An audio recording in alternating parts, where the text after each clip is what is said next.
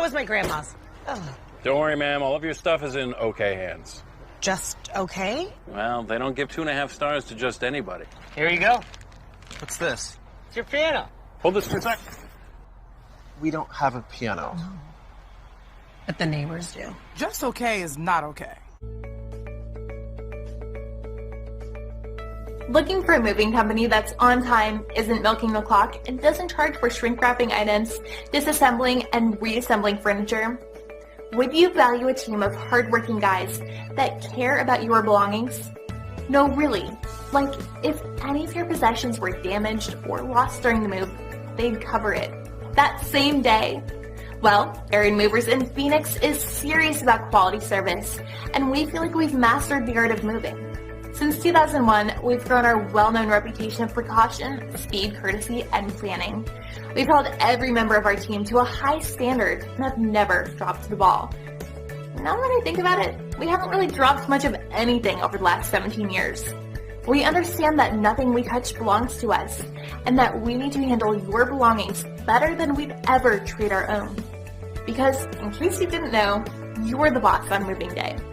Listen. Our team honestly just wants to help you get your items moved from point A to point B as quickly and safely as possible. Our custom-built trailer plays a big role in our ability to do this by reducing trips and lowering costs. We'll even set things up at point B for you.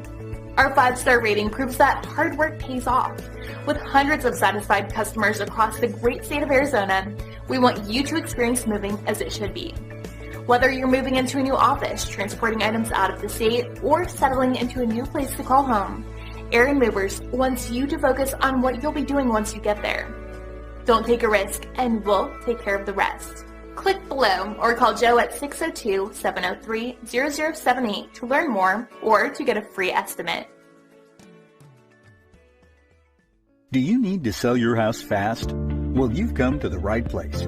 We buy houses in any condition or location and can close quickly so you can get paid and move on.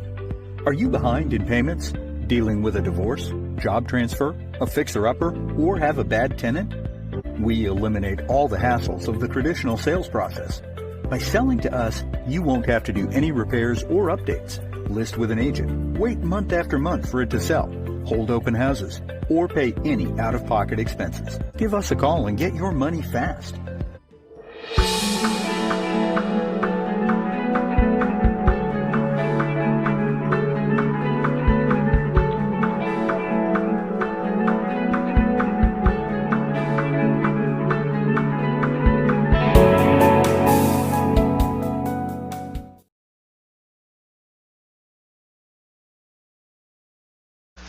All right, we are here live at K2 Productionz. We're about to start the game for tonight. We have Chris Baginski against Joe Avila today. Joe does get one game on the wire to Joe, so he already... Wait, I have it backwards actually. Let me switch that up. I already started on a bad note, but let me fix that. There we go. So Chris Baginski gets a 1 game to 8. They are playing 10 ball, no early 10s. So this is Monday Blues, as we call it. They both lagged, and Joe Avila won the lag. Alright, so thank you guys for tuning in. Again, if you guys can do me a favor and start sharing the page, so that we can get our viewers into our regular nightly stream that we have, and at the same time have some interaction with players that are out of the state. We are still trying to get different a couple of different states that we're still missing. So if you are new to the K2 Productionz, make sure to let us know where you are watching from and give us something to talk about for the day. So we are ready to rock and roll for today. They have 600 in the middle in a race to 8, playing some 10 ball. Corby already coming into the chat saying hello to everybody this evening. It is 4:47. Nice break by Joe today. Oh, that was a pretty good break. I was talking about last night that who had the best break? What's his name? Kyle. Kyle had the best break of the week that I had seen. That was including the last week's breaks, but right now actually Joe's starting out pretty strong right off the bat, the first break, so that's a very good start for him there, not too bad. Robert is watching from Hawaii. Thank you, Robert, for watching. Duncan over there in Tucson tuning in for a little while before he starts and doing his stream tonight, I'm assuming. He already over there, Joe is saying that he kept shooting with his break stick, having some fun early on. So Duncan, thank you for tuning in. Chris Piper is watching from California. Thank you for hanging out. Luke Barr says, can I challenge the winner? As long as everybody that is, well, you and the winner can negotiate when you guys can actually start or play, and the next available spot you can tune in. Adrian Ortega saying, hola Carlos, ¿cómo estás? I'm doing pretty well. Adrian, I haven't seen him quite a little while, so I do appreciate for tuning in. One of my friends that I've known for a little while, super nice guy. Big shout out for Adrian for tuning in today. Do appreciate it. Oh, Duncan is not streaming tonight. He does not have a game, so I know that he has been pretty busy over there in Tucson getting all his matches and streaming. It's turning out pretty well. I know that you've had a couple, not a couple, but quite a few people from Phoenix come down and actually play on your table. Those tournaments that you're doing and one pocket tournaments, it's pretty nice. Oh my god, that was not good. I still remember the last time that Joe played. He made a incredible bank on the 10 ball and then ended up scratching on the top pocket, unfortunately. I remember that because I was watching on my living room, and then he walks out and said, what are the odds that I scratch? I can't believe I scratched on that shot. That was a kind of crazy scratch he had. Alright, so here we go. Nice shot there by Chris. Good position on the board, coming around. Nice stroke. Very confident. They both look pretty confident right now, so that's gonna be a pretty good matchup if you tell me here. So we will see how it turns out. Good shot by Chris there, leaving himself a little bit on the rail. Ideally you want to be off the rail when you're shooting, but this is it. Alright, so there we go. Not too bad. Scores now 2-0 because again Chris Baginski gets a game on the wire in a race to 8. And as you can see, they have the coin marker over there by the pocket. He started at 1. Chris Baginski is a lower ranked player, as you can see from Fargo. He is almost about 30 points, and by the rule of thumb, I know that Joe kind of plays the way that Fargo is. So if your Fargo is 30 points, he likes to get a game, and if it's 30 points above, he might give a game. So that's just the way that he likes to play, which is everybody has their own style. So I also believe that pretty much fairness, it is pretty accurate. Alright, so let me move this lower banner to be right and correct. It looks like the table is a little crooked, so let me see if I can fix that as well. By tilting it, you'll see that I'm tilting the table just a hair to make it even. Alright, so now let's switch that over, and there we go. So now I just gotta fix a couple of things. My OCD when it comes to having everything perfect is kicking in, so I do apologize, guys. I know that these guys actually got here at 4 o'clock, so they've been practicing. Actually, I think Joe got here a little bit earlier than that, so he was pretty much practicing for almost a good hour.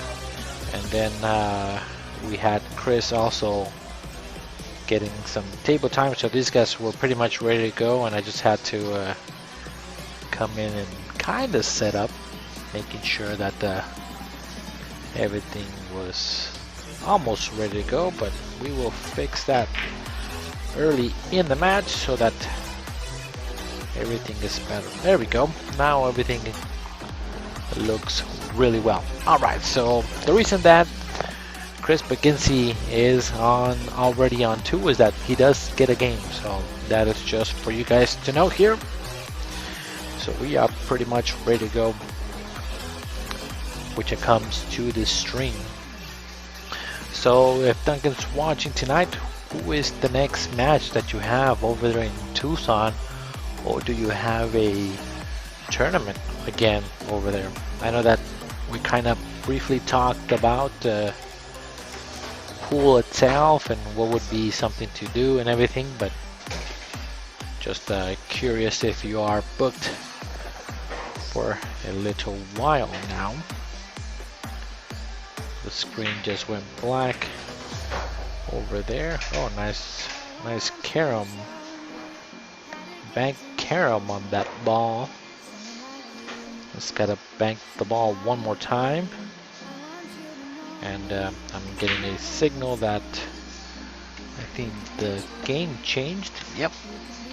I'm not sure what happened. My screen over there all of a sudden likes to change the game being displayed. Chris is the guy and gentleman that is coming to the table. For you guys that are watching, Joe is on the opposite side on the right. If you're just tuning in, again, we're trying to fill out all 50 states. We have a map here at K2, and if we can get all 50 states, we will do a nice drawing of $50 just for tuning in and accomplishing getting to all 50 states. Joe is gonna stick him on the 4 and put him on 2, which is a good plan here. That's pretty good. Now, whenever you guys are doing a safety like that, make sure to always put the ball frozen to the next ball. Also, at the same time, the object ball, try to keep it away from a rail. That way it makes the ball a little bit smaller to actually be hit. So here Joe played a nice safety. You could have put him a little bit closer to the 4 to escape this one rail escape, because if he spins it enough, he probably would have gotten him. So now everybody again likes to go for the 3rd foul. I know the 9 ball is there, but if he can slide it behind the 9, he might be able to get him. Also putting the 2 ball like he is over by the 8 and the 3 would be a good thing.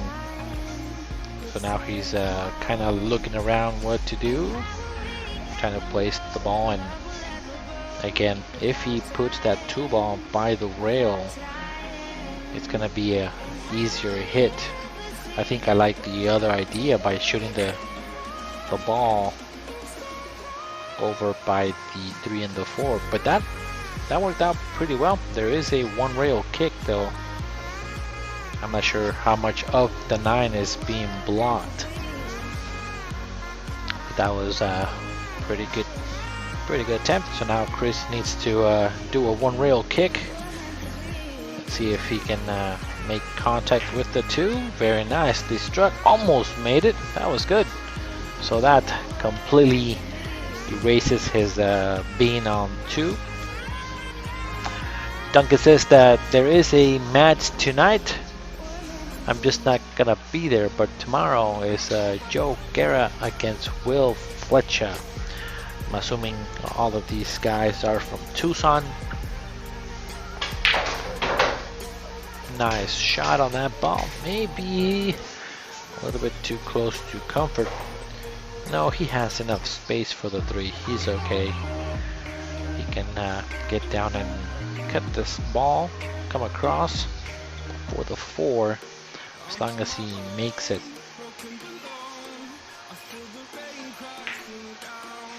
Hit it a little thick. Alright, so again, if you guys are watching from a different state, please go ahead and let us know so that we can give you a shout out. We are trying to get all 50 states. We have so far reached 47 out of the 50, so we are close to our goal. Another thing is that we're trying to get to 2,000 followers on our Facebook page. We are really close as well.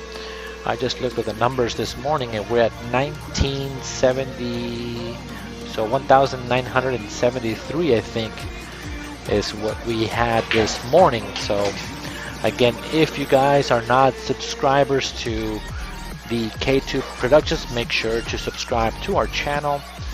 And not only that, but give us a shout out, share the page, as we are trying to mold pool as much as possible. Nice stroke by Joe to get to that 5. That was that took very accurate shooting. Again, they are shooting at a 3 7/8 inch pockets, so they are pretty narrow when you're shooting them at that speed. It does require very good accuracy. Very nice shot by Joe. He's looking pretty confident today. Both of these guys are, so this will be again a great match. Kelly Smith says, I want some Joe. 400 in the middle, 8-ball. It's kind of funny because I think Joe actually has a big weight of people that want to play him, so I think he's in that 550, 560 range, where a lot of the juice from Phoenix players is in that particular area, and Joe always likes to play, so people are trying to play him a lot. So again, the only way to do that is to get with the player himself and then post it on K2. We will reach out to Joe, because I know that he does not do social media. He just likes to be matched up. We kind of get him a match and then we let him know if he can play for that, and then he'll say yes or no. So that is the way to get a match with Joe.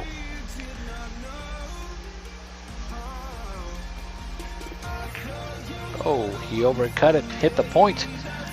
That does not go. He is smiling about it. So now here is a pretty easy out for Chris to capitalize on that one. I did not expect Joe to miss that 6 there after all the hard work he did in the beginning of the rack and get into the rest of those balls there.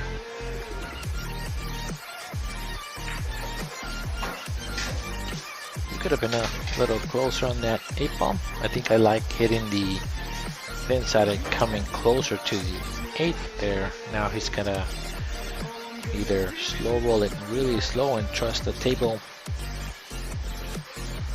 and control the speed. That was a great shot. Now again, everybody that plays here says that the table plays pretty well or pretty great is usually the feedback that we get. It is a pretty nice level table, not a lot of rolls that are crazy. It plays pretty true. It always has been kept now in a nice environment, and it plays good. Oh no! Wow! What just happened? Yikes! So that is a freebie for Joe there on rack number 3. That was a little crazy. Cindy says Kaylin is Joe's personal scheduler. Yes, that is very true. You have to reach out to Kaylin to have her set up the matches. She's been doing a great job though. All the scheduling and everything actually goes through her. Doesn't matter who's playing or anything like that. She keeps the schedule up to date. And again, we are booked up to 3 weeks right now, Monday through Friday. And Joe says he just came over saying that he wants to give it a shout out to all of his sponsors. He's sponsored by Aaron Movers. I was gonna try to get a screenshot of the back of his shirt. As you can see, Aaron Movers, he's sponsored by them. So he's giving a shout out to his own business there. He is actually one of our sponsors though that does sponsor our channel, so he does have a special actually commercial, and so does Chris Baginski. So both of these guys really support our channel, so we do appreciate both of these guys helping us out with the remodel, with the moving and things like that. So these guys are great. If you guys are looking for anything related to your home or any type related to moving, these guys are the guys to go to, especially for players that are pool related. So let's see how that goes. Bill Wonderwise, I just saw your message to please set up the match that we discussed in Tucson or here at K2. I'm assuming you guys are possibly saying that to play some scotch or something like that. We would love to have you guys here at K2, so just make sure to book the time and then we can get you guys in here at K2 Productions in Phoenix. Or again, if you guys want to travel all the way to Tucson, hit up Duncan Wise and he can schedule you guys a match on the 9-foot table that they have at home. They use the same software as we do, so also helping out our young community for pool. Just take care of Duncan for us once you guys are down there supporting his stream as well. Nice shot there by Joe, but no reward on that jump, unfortunately. So now he's kind of stuck behind the 6. He's got to do a 2-rail escape here with spin. That's pretty tough to do there. Or he might do a massage shot. He's posing there, and he's got to really jack up on it. It's really tough to hit this too. That 10 ball does not help at all either. So let's see if he can spin it enough. No, that was tough to hit. That is one of the shots that I do not like to hit, where the 6 ball is blocking the next ball and there's 2 balls on the other side. That is a bit annoying. Now Chris is trying to do the 3 fall now, putting him on 2 if he can, so we'll see what happens. Oh, look at you. Duncan says that he got the same laptop too. Oh, well, fancy that, sir. I have to see I'm gonna have to see your the picture of your laptop. That is kind of cool. So now we pretty much have the exact same setup now, buddy. I did not know that you got the same laptop that I did, so that is pretty cool. So, don't you? Yeah. Yeah, but if you safety yourself and then make a foul, you're on 1. It's a foul, so he's on 2. Yep. They were just discussing if Joe is on 2 fouls or 1. So me being the referee and just explaining, Joe is on 2 here. But again, getting that safety is kind of tough. Could have done a little better there, but let's see. Joe is gonna try to 1-rail spin around the 7 and kick the 2 ball from there. So good hit, not too bad. Now, as I can see, and for you guys that are watching it out there, do you guys think that when somebody does like a 3 foul on you, that it is what's it called, kind of making fun of you as you're not a good kicker? Or do you feel disrespected when somebody 3 fouls you? That is something that I've noticed when I'm watching on the stream, right? So I'm seeing people play or whatever, they put them on 2 and then they get them in the 3rd foul, and the incoming player gets mad because they got 3 fouls. So some people don't like it, some people don't care, but there's some people that get upset. So I'm just wondering if it is part of the just the pride that being 3 fouled is not cool. So again, I'm kind of like wondering what you guys think about being 3 fouled. And I know that we did talk about if people get mad or not, but now it's more of a kind of a pride thing, I think, that no, you can't 3 foul me and then you don't get 3 fouled, or you do get 3 fouled and you get upset. So it's kind of funny. I think myself, it is part of the game. So as long as you're playing by the rules and you get 3 fouled or you end up losing because of a 3 foul or something like that, it's part of the game. So there are some times where they put you in a very sticky situation and you can't hit the ball. One thing though that I think was really cool is that I was counting Bill Vanderwijs out. He did not have a escape at all from a safety that somebody played on him. It took him a little while to figure it out, but he was so creative on that shot and ended up hitting the ball. That was one of the highlight shots that I've seen when it comes to actually hitting the ball and not getting fouled. So you know, that saying says there's always a shot or there's always a way to hit the ball. It's kind of crazy, but again, it's all about pool. So let me go back and see what happened.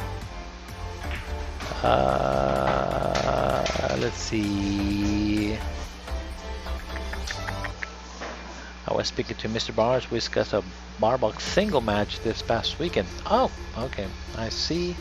Garrett Elkinson, like I care about $10, but where is my 10 I won? Garrett Elkinson. Oh, I'm not sure. Hey Garrett, send me a personal message. I think I know what I think I know what it is. Send me a personal message right now, and I can actually talk to you about it though, because I think that was something that Kaylin maybe had done. So I'll go ahead and get that taken care of you. Of course, I want my people and my viewers to be happy. So what? Oh, only because Chris Baginski had he gave him a spot of 1 game. Yeah, he gave him a game to start off. Edward Jones says it's part of the game. Rules are the rules by Chris Adam. Chan fan, people who get upset over being 3-fouled are freaking dumb. It happens. Part of the game, and a good on them if they can pull off a 3-foul. Yeah, I do. You can do the same thing to the opponent. That is correct. George Bell played the safety. Yeah, I remember that. Duncan, that particular match was really fun to watch because I think he was here when Bill Vanderwise came up with that particular shot. Kudos to Bill on that particular shot. It's one of the highlight shots that I remember from K2. Got a little lucky there on the 8 ball. Not too bad.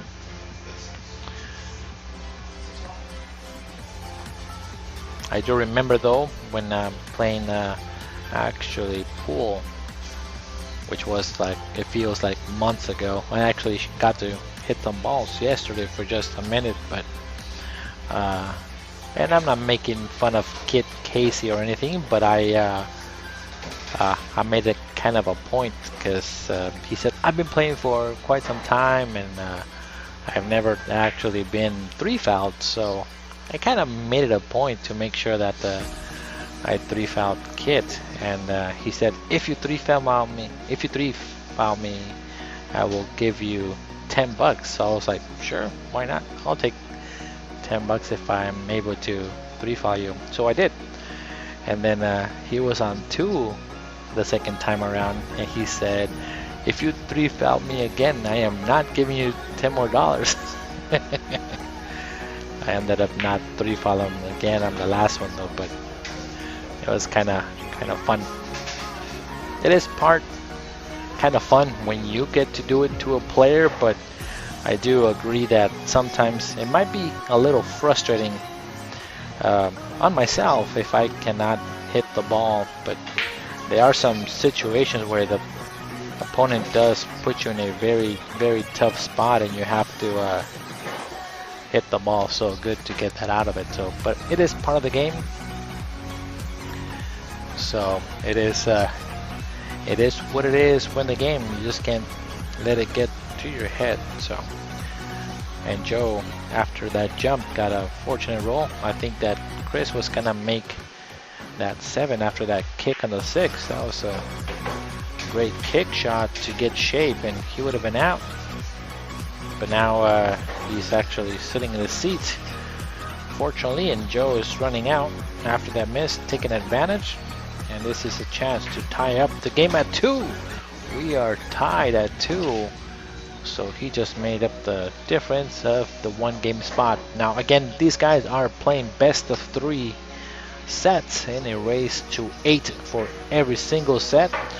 They are posting $300 a man for tonight. So we will see how that goes from there. Corby says, I've never been 3-fouled, but I've never played anything where there was a 3 fouls in effect. If you keep that in mind for the whole time of your career for pool, you will never be 3-fouled. So Corby can say, I've never been 3-fouled in my whole pool career, but then I don't play 3-foul. That's a good one. It's a good way. Not too bad of a break. Ball down. Cannot see the 2 ball to make it, so now can play a push shot somewhere that he's comfortable doing.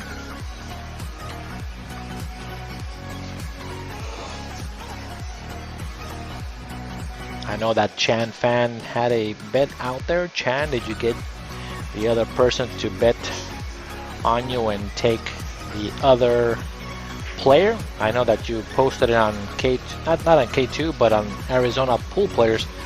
You wanted to do a sweat bet, so I wonder if somebody got that action from you. David Wise is commenting, saying that yesterday he was almost 3-fouled. Actually, David, really good. There was what was the entry to that tournament that you won this weekend? Was it that $1,000 entry. Is that what it was? If I'm mistaken, there was a tournament that was played at Tim's. I think it was 575 and under, or 600 and under, or something like that. And David Wise actually did win. So Lloyd Martin says that he got 3 fouled when he was playing baseball. Alright, so Chan Fan says that nobody took that bet. I bet if you post it here, Chan, somebody will take it. So go ahead and make that offer one more time. So far we are 100 for 100 for every bet out there. It is 2-2 right now, so this would be a good time to actually do a small sweat bet, because that's what Chan Fan likes to do. So if anybody wants to do a sweat bet from Chan, just let him actually post what the bet is and do a little sweat bet tonight. Nothing wrong with that. David says, oh, it was at Griff's, $1,000, 175 was the entry fee. Went to Griff's and won it 580 and under. That's pretty good, very strong. Good job, David, representing Arizona up in Griff's over there. Good job. What's the bet there, Chan? People would want to know what the bet is on that one. Chan says that he will take Joe, but did not post what the bet is. So that is a very important thing to post. Joe's gonna play safe and put the Cuba behind the 8 and the 6 over there. Very nicely played. I'm not sure if he can see it. Yep, he can see the entire ball. He changed cues really quick. He was going to just shoot it. Alright, so Chan Fan is open for a sweat bet. So anybody out there that wants to take Chris, go ahead and submit your sweat bet for tonight. Chan Fan is open to small wager as a sweat bet. So Corby says a nickel on Chris. Okay, Corby, calm down. You gotta be a little bit realistic, man. Come on, man. Take Chris for 20 or something. Make it fun. Alright, so Joe now has a chance to actually get ahead here after being behind the beginning of the set. It's all about that 5 to the 6. As long as he can get straight on the 5 or pretty close to straight on the 5. And Joe is taking his time here, just shooting that ball all the way down and get straight on the 5.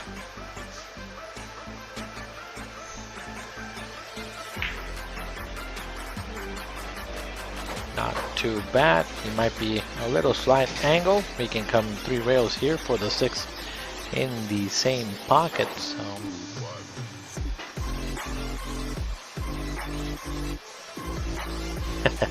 Corby says big spender, huh? I'm not a big spender. I'm just trying to promote the action. Action Jackson. That's pretty good, not too bad. He held the ball pretty well for the 6. I think he would have gone and let his stroke out, but that was the much easier shot. Lloyd is talking about his new Muji Q that he just bought. He got a pro shot with it. Talking about how much he loves his Q. I just got my my new ferrule actually done about a week, and I shot with it finally last night for maybe 20 minutes. And Joe's phone is going off over there. Now again, he does run a business, so it's something that he has to actually have his phone on all the time, so that's the way that he makes his money. Maybe I would have maybe had his daughter possibly answer the phone since she's here. I know that Chris does not like to be distracted when it comes to playing pool, but you just have to think about your game and not his. He might be distracted, so that's when you take advantage a little bit. Alright, so Joe coming around here. He's got to punch it and come 3 rails for the loop. 1, 2, 9 ball. Got in the way, and not only that, but got in the way again. Oh. So now, I think it wasn't because of the shot. He may have been distracted because of the phone call. I like judging where I'm going to hit on the rail after making the ball so that I can avoid the collision of balls. So I know that if I'm hitting it 3 rails, I'm coming to the 9, so you can pick the spot of where you're gonna hit it, the cue ball, after it is being made. So going top, center, bottom, you can judge where it's gonna hit on the rail to avoid the 9. So something for later on if he decides to look at the video later on, and again can take my advice or not. So I know myself, a lot of people back when I was starting to play, a lot of people kind of mentioned me a couple things. You should do this, you should do that, and some advice I took, some advice I didn't. So it all depends to your game, how you can apply it, and if it works for your game. So, and just like that, now Chris gets the game back and is ahead in the race to 8. 3-2. Chris Baginski is ahead. So Corby says 20. I've never gambled more than a nickel in my life. Oh my god. So you've never been 3 fouls, you've never gambled. So you haven't lost much, and you haven't lost at 3 fouls. So that's pretty good. You're in a hot streak.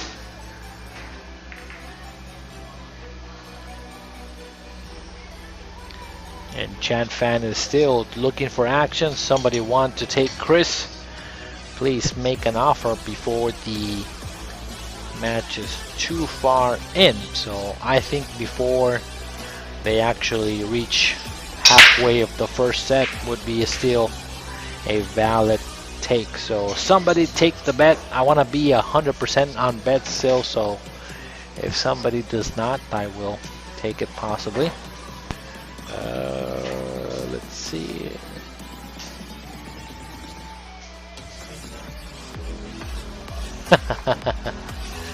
So Joe just came to me saying that he has non-disclosed investors on his game, so he might be having some people that back him up.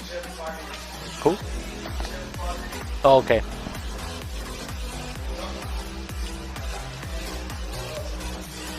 Oh, he was and Chris was already down on his shot and kind of said something to me that when I could not hear, so ended up missing the ball. So that's a little bit distracting. And I know that Joe is not doing it on purpose or anything like that, so he is just having a conversation, but trying to yeah. I'm gonna watch a hit, be back in a minute. I want you to show me how to get to know someone like you, someone like you. I want you to know me, 'cause I know then you'll see we can be true, we can be true. I want you to see what I see in us, something so real, something so real. I want you to see that this is a love we both feel, that we both feel. All right, so here we go. Here we go. That was a great shot there by Joe, and another shot by Joe. Wow, that was pretty good. Not too bad. Steve Phelps, how many games does it take to get Fargo rating? I had one of the old AZ ratings, but I haven't played in a tournament in quite a while. Okay, so Steve, for your question, usually what they like to do, and everybody now with everything that's going on, you have to have 200 games in Fargo. So for example, the score is 3-2, so then you would have 5 games in Fargo. So every time that you play one game, it goes into Fargo.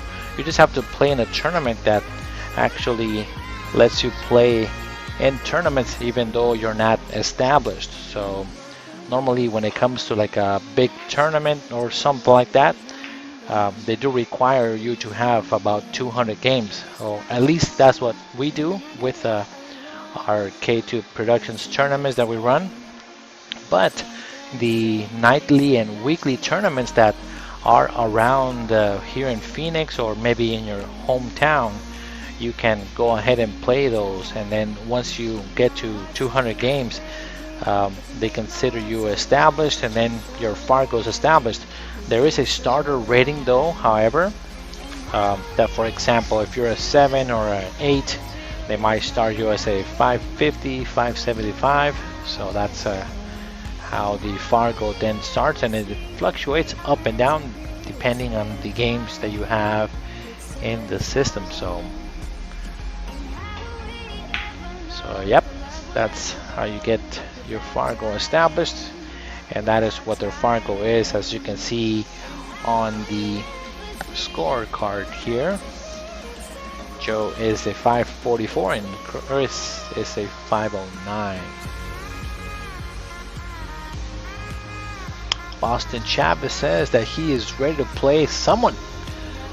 Boston, what is your Fargo and what are you looking for?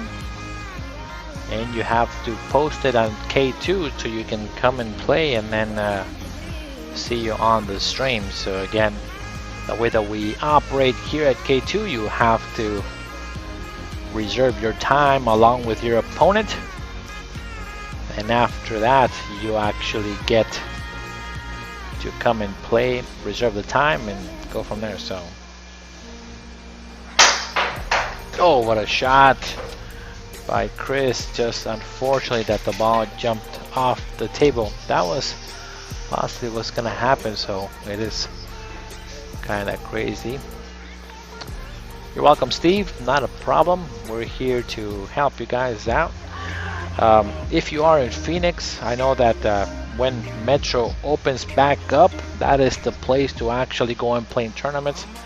That's the only place that I know where you can get your Fargo games in. So and Corby wants to know how do the games get reported to Fargo rating.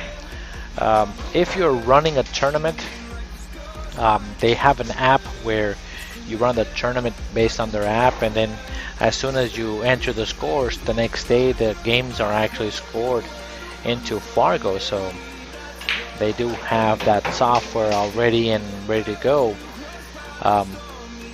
Or the other option is that if you run a tournament and you do not have the app and you're not watching it with that, then you can go ahead and submit all the scores in a spreadsheet to Fargo, and they will enter them into the system though. So they do like to do that. That's what we were doing before, and again, I've asked Fargo, but they have not been responsive. Now that we are talking about that, I'm gonna try what Cindy did say about the email to Fargo. And I'm gonna send an email from K2 to them to see if we can hopefully report the matches. So let me do that since I am here right now and I can actually do it. And this is Fargo Games.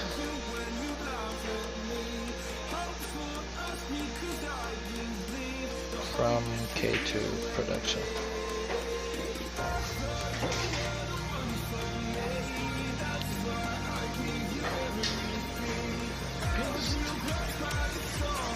So just give me 1 second as they are playing. So again, I will try to do that because I know that we've been trying to actually get them all the games that we play here go into Fargo. So Corby says that he missed my entire answer. Oh, Corby.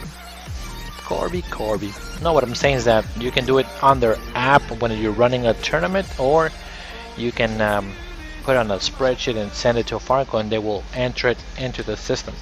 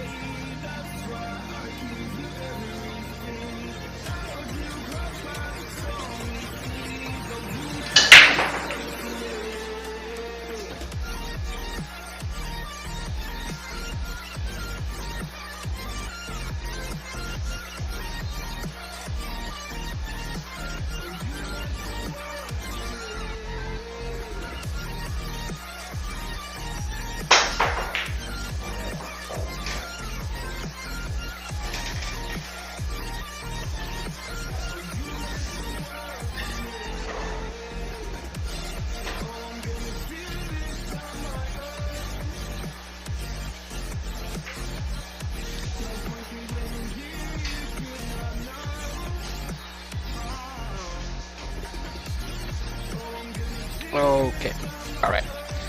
So we sent that over. See if Fargo replies. Alright, so let's get back to the game. Can you report your own matches? No. No, they have a certain list of people that can report. You have to have access and log into Fargo app in order to do that. To be a kind of a person that can enter them, so that is something that we cannot do. Ray says race to 8, pretty short match. They're doing actually best of 3, so this is not only one race like they've been doing all this week. So maybe I should put that. That is best of 3. Thank you, Ray, for best of 3 sets. There we go. Clear that up for everybody. You guys are my eyes and ears, so we'll see. Emilio Ortiz says that he will take Joe for 20 a set. Trying to get to have Chan Fan actually get his bet on Sue, so if anybody wants to take that bet, this is the time.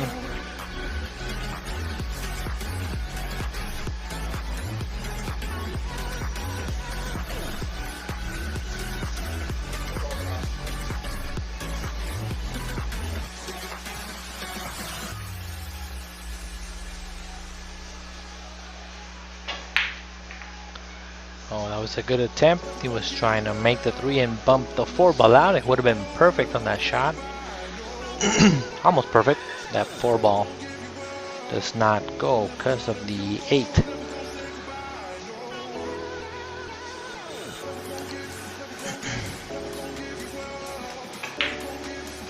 Good shot there. Not too bad. Getting to that 5 is going to be kind of tricky. I think can force follow it.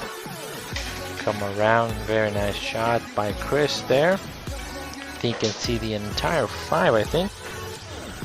It looks like it's makeable here. Just go forward and come around.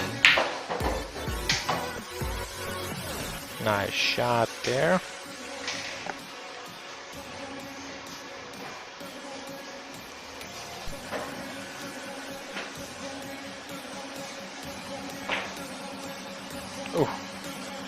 avoided the scratch but did not make the ball. So Joe coming back to the table here to make this 6 ball. Hey Crystal, how are you doing? Thank you for tuning in. Carl Maddle, thank you for tuning in. How are you doing? All you guys that are tuning in, we do appreciate you guys for hanging out with me tonight. One rate of bank here on the 6. Oh, that was so close. Millimeter off the rail and he would have made it. So that's how close it was at making that ball there.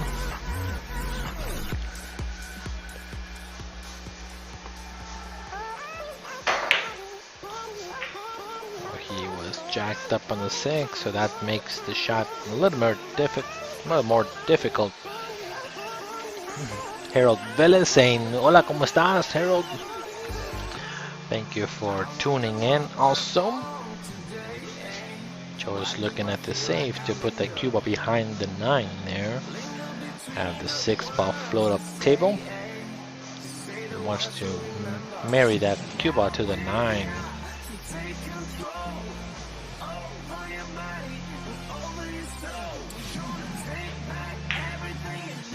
Just like that, and exactly where he called it. That was pretty good, not too bad. Crystal's asking how we are. We're doing pretty well. Actually, one thing that's really fun that happened to us is that we got our couches delivered today, and also our dining room table. So we are pretty excited about that. Our kitchen is coming together, so oh yeah, model model. Oh, I'm so bad, I always forget. Sorry there, buddy, for butchering your last name there, Carl. Carl Model.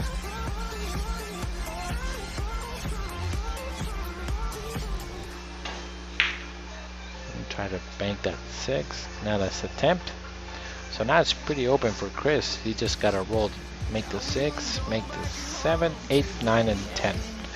The only hard shot is this one. As long as he can make it, he should be okay. He can hold it for the 6. Or come across, I mean, hold it for the 7 and come across. Nice hold, very nice shot. It should be tic-tac-toe, like I like to call it.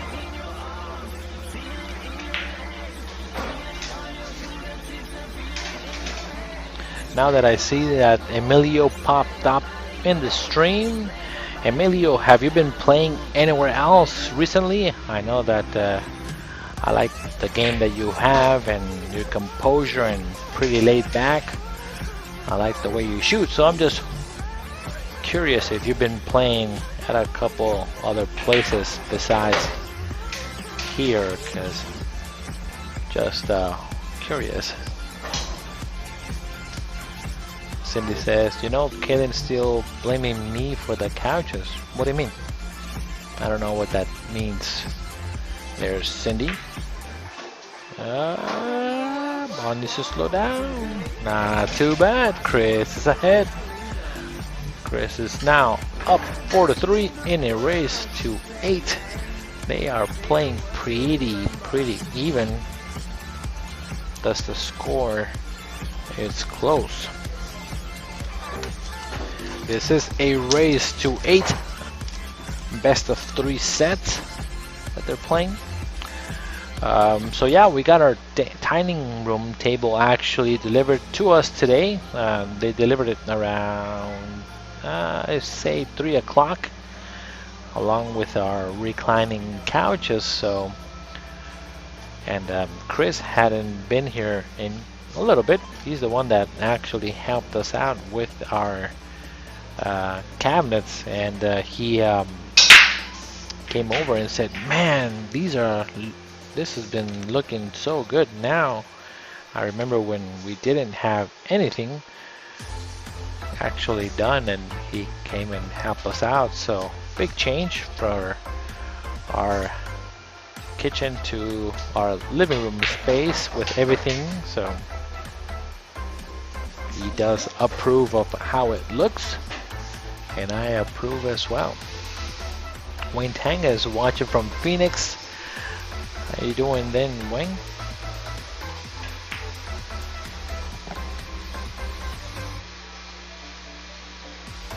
And there's a little bit of noise coming through. We might have to close the door. I'm gonna ask Kaylin to close the door because it is a bit distracting.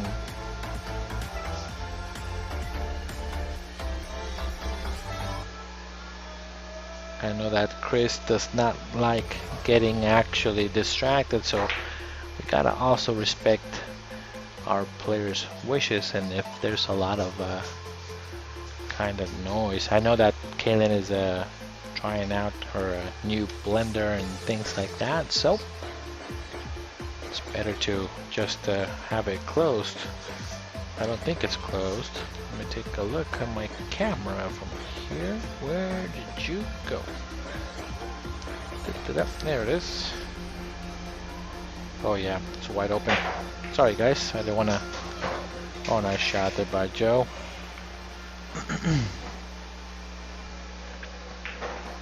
Yeah, that door needs to be closed. Guess again, it is a bit distracting for the players. Usually we keep it closed so that these guys can play comfortably.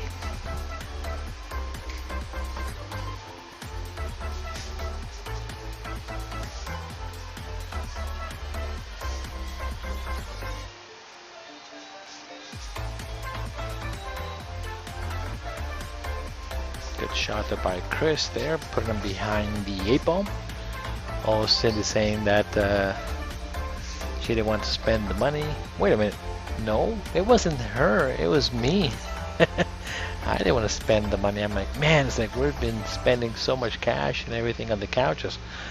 But then after talking to my parents and everything that they were gonna buy, I mean everything, we sold the couches to my parents, so that kind of paid off for partial of the couches, because I personally didn't want to buy the couches. But then after looking at the layout and how everything was gonna look and the color and everything, of course it was definitely worth getting the couches and the table. So new couches, new table just arrived.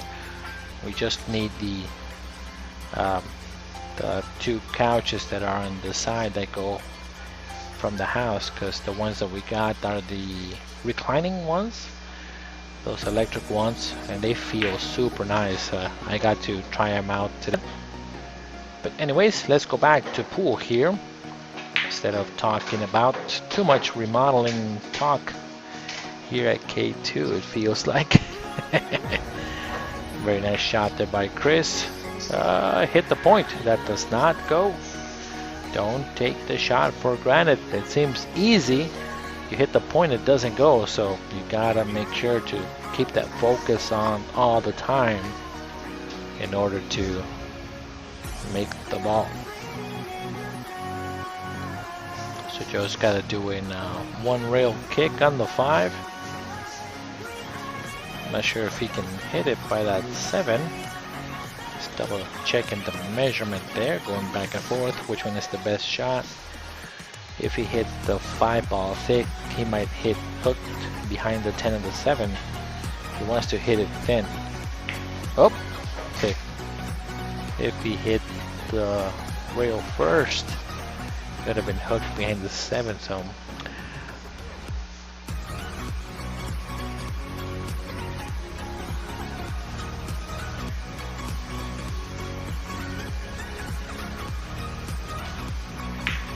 nice shot by Joe. That was not easy. Harold says that he likes to practice every day with all different kinds of distraction. He likes that because the BCA and APA, there's a bunch of distraction all over the place all the time. So it's something that is good to practice so that your mental game is tough and you always have that going and not just play on one type of setting. I remember when I was practicing, it doesn't matter who was playing or whatever, it's just always shoot, shoot, shoot. People get distracted and you just keep shooting. It doesn't matter what the situation is. Gotta be ready for every different circumstance. I do agree with Harold, but again, here at K2 we're trying to make it as professional as possible, so they did actually book the time and also the table, so we try to respect our players as much as possible and make them feel like they can come back and play.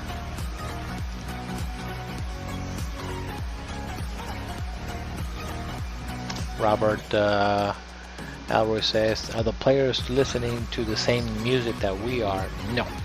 No, they have their own independent music. The reason that we have our own music in the background is because we don't want you guys to just hear my beautiful voice all the time. I think it would be boring just with the commentating, so we do like to put non-copyright music so that the stream does not get shut down. So we just haven't, or myself actually, because I'm in charge, I just haven't looked for something a little more upbeat or a little better that would go with pool. So they are kind of stuck with this music that is non-copyright for the viewer. So again, I do apologize if you guys do not don't like the music too much, but again, that's the one of the there's a little bit of lag right now, so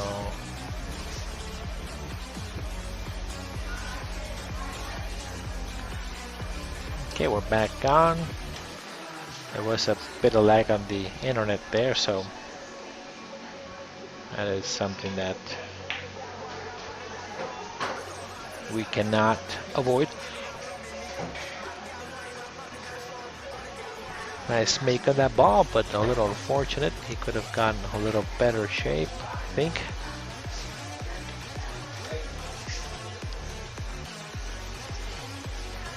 Just gonna try to make that 9 ball in the corner.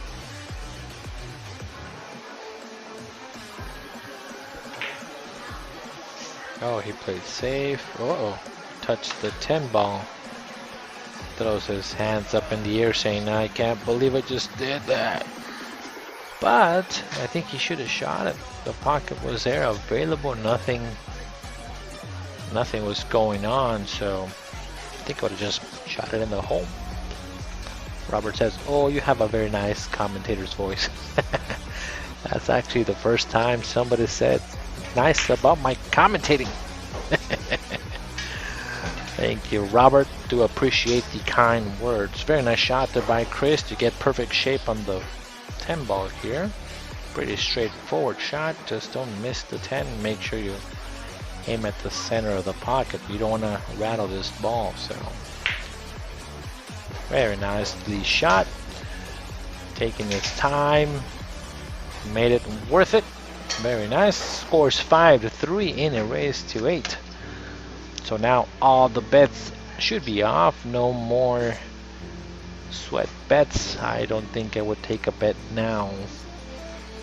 Chan and also Emilio did not get their sweat bets actually confirmed. This is the first time that we did not get a bet confirmed. I'm surprised somebody from the audience did not take that bet. So it is something that doesn't happen very often. Alright, scores 5-3 in a race to 8. Mr. Chris Baginski breaking for rack number 9 and try to maintain that lead again, or maintain the lead overall. And pretty good break. You can see the one. It's got a couple options here.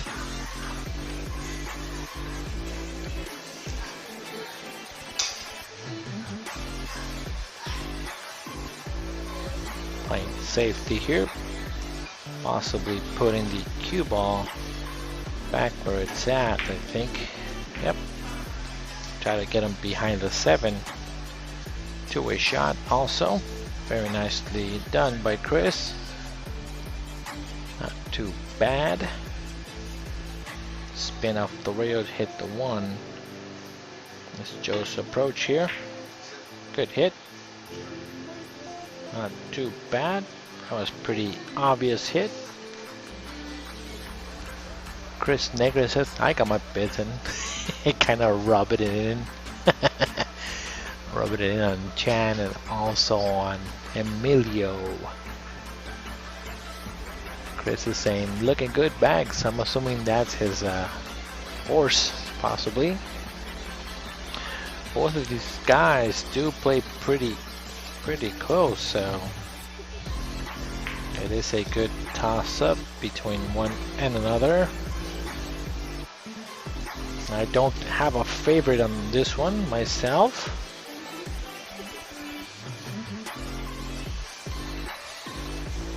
One rail kick. Calling the side here.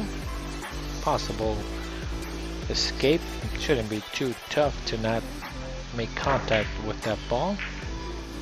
It went in the correct direction, but now kind of open. The only thing that 3 ball is kind of funky. I think it goes off the 6 in the side though. If he can kind of push through. Nope, he's gonna play the bank now and get shape on the 4. So he's gotta do his stop shot or come around with a cue ball. Whoa, that was nowhere near the pocket. That was he's shaking his head saying, man, I kind of biffed that one. That was a little crazy. Chris Negro says, yep, I got it with weight. So far, so good for your horse today there, Chris. And as you guys can see, we did promise that we were gonna clean all the background. We had actually, if you guys have noticed, we do run commercials for Sophia cleaning service, and she actually, her and her crew came over to our house and actually did a very good, amazing job at cleaning our house. They were here for about 4 to 5 hours cleaning our house with all the dust and remodeling that we were doing. So shout out to Sophia's cleaning service and crew for doing a great job. So if you guys are looking for Sophia, I'm sorry, if you're looking for somebody to come and clean your house, apartment, or building, give her a shout out and she will take care of you and also give you a discount if you mention that you're a pool player and watch K2. So we do have something special for our viewers and a great discount for choosing Sophia cleaning service all around the valley in Phoenix. Sofia Balanca. Joe is gonna thin cut this 8 ball and let the cue ball loose here. He should be able to get shape. There's only about 10% of the table that he cannot get shape on the ball. So wait a minute, that's the 10% you don't want to be in. I think I would have just cut it with no spin there and just come up table. So now it's a even tougher cut now. I don't think he'll make this one. It's my prediction. It's almost it's more than 90 degrees, so that's tough. Whoa. Shut me up. Shut up, Carlos. You don't know what you're talking about. Let me show you how we cut this ball. Let me show you the thing about cutting. This is how you cut it. Oh my god. That was crazy. Chris, not Chris, but Joe is saying he's still having nightmares about the scratch he had last time he played. He said, I gotta weigh my odds every time that I make it. I might scratch on the temple. Wow, great shot by Joe. Carlos does not know what he's talking about. Bad commentary there. I was gonna say he wasn't gonna make it, so that's how much I know about pool.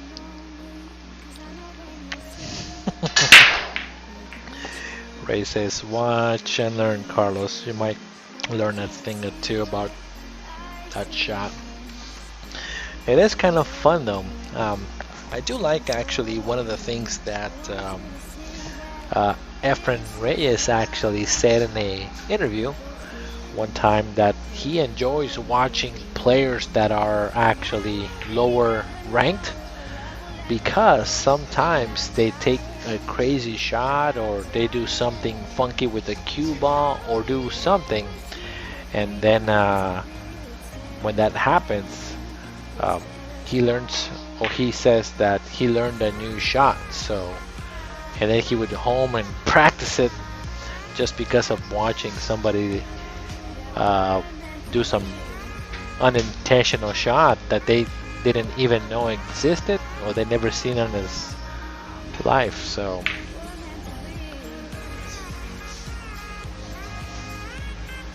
we'll see. Joe says, no, Emilio says Joe's gonna win the game. Joe win this game.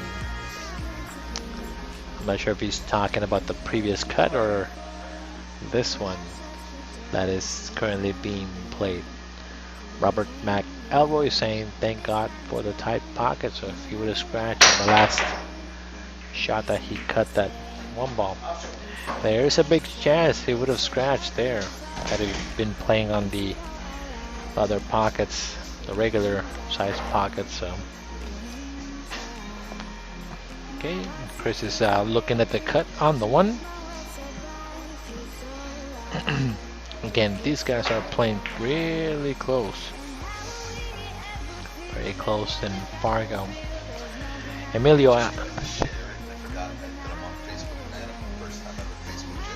oh yeah.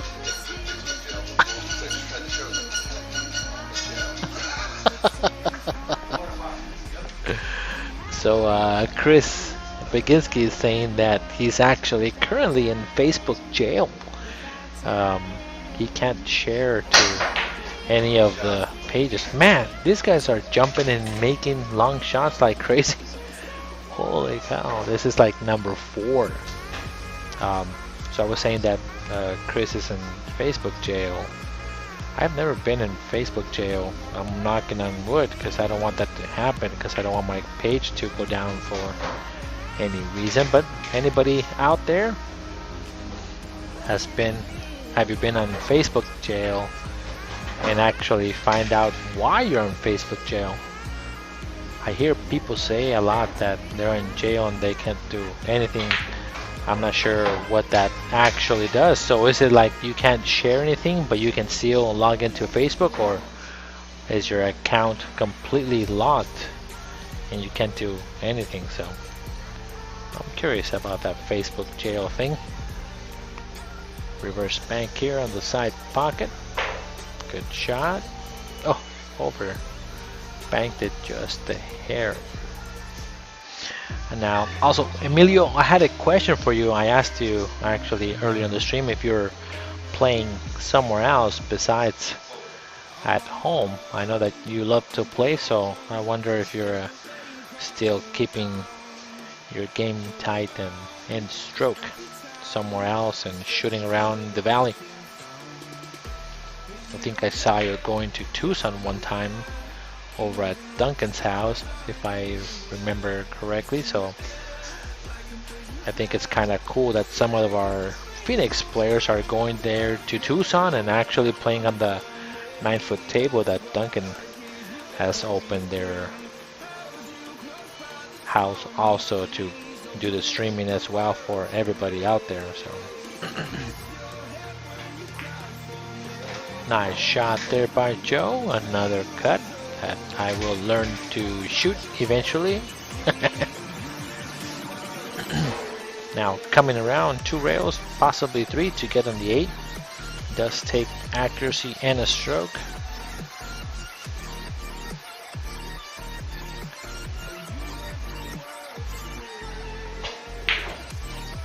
He got the stroke part down, just the accuracy was only a millimeter off. Man, I'm having a stroke over here. He's gonna run into that 10 ball, it seems like, after making the 8.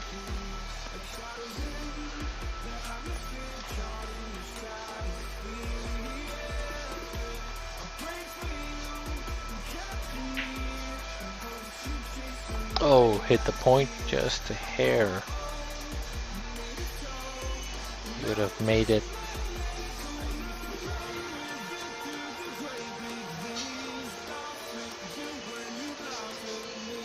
Cindy says that she's at league right now and only catching snippets of the conversation. Oh, are you guys back at playing APA already in your state?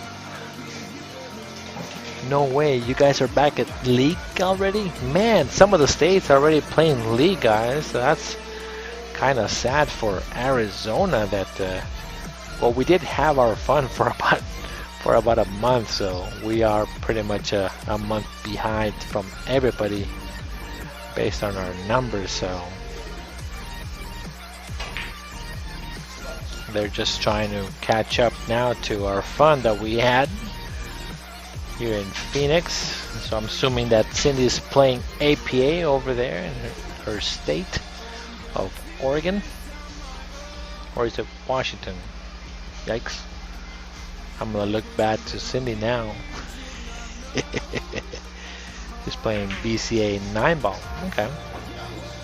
Big bounce for the 10 ball. This is my least favorite shot here. I don't like being on the rail and shooting this particular shot for the cash. If this is a hill match and I have to shoot this ball, I will bet against myself every time that I will make it for the money. Ugh. It's a tough shot. Got away with the reward on the 10. It's not too shabby with the leave.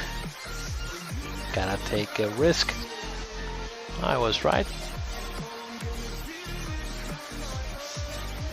We will shut down since March for BCA and APA. Oh, okay. Yeah, there's some states, so it seems like Oregon, they got their numbers fixed up. I'm not sure where he took that shot. That was a kind of a crazy shot. I would have played safe one more time. That was such a tough shot to do.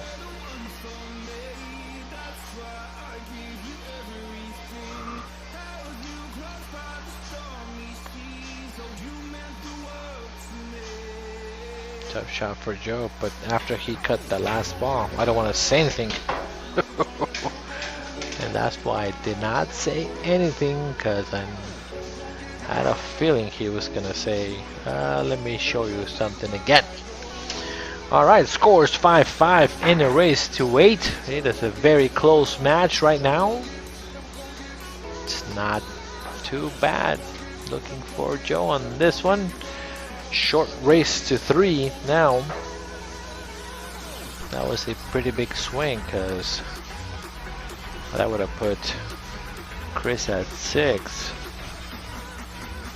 and keep Joe at 3. So nope, Chris would have been at 6 and Joe at 4, right? Yep, 2 game swing there just for one crazy shot that he tried there. Let's see if he bites him in the butt or not.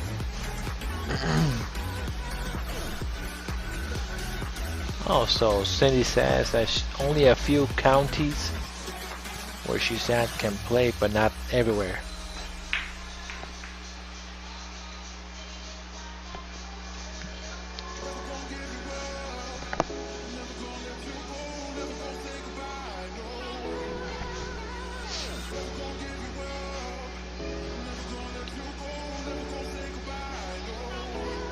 Alright, so now Joy's trying to figure out what to do here with this shot here to see if he can go off the 9 and possibly come around or play safe. He's gonna try the 1 off the 9, then come around and avoid every single one on the way back. So I don't think I like this too much, because the reward is very minimal if he can get all the way down. So did he get there for the 2? He did. So would have been possibly fine, but tough shot.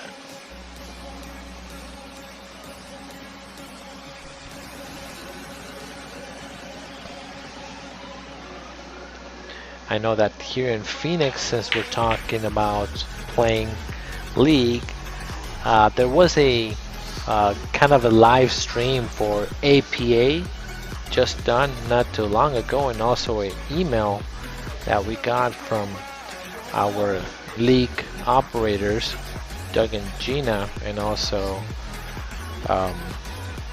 Lance and Tina. But it was mainly Doug and Gina that said, in order to keep play alive and things like that, you have to, I know that everybody misses playing pool, so that we should fill out a petition and everything. So myself, I know that I love pool and everything, but again, we have our own kind of like pool going on here in K2, so I know a lot of the bars are suffering. So there was a petition form that needed to be signed, and actually it just got into Doug Ducey's actually office today, so trying to change his mind with that petition to have bars open.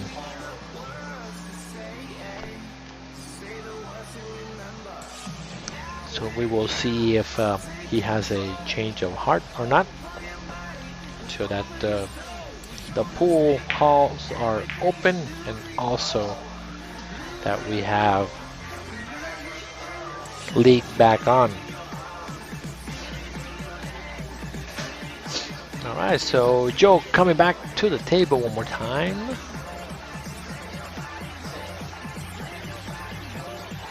And well, here's a question that has kind of arisen from this whole thing that's going on with coronavirus and everything. At this point, I just actually kind of don't even want to hear it anymore, because it's so crazy what's going on. But there's a player or someone that mentioned or put a post out there. For you, when do you think things are actually back to normal? And what I mean is, so this person said, for me, things are back to normal once the movie theaters open back up and no more masks are required. So for you, when is it back to normal and will be considered back to normal when all this ends and stops?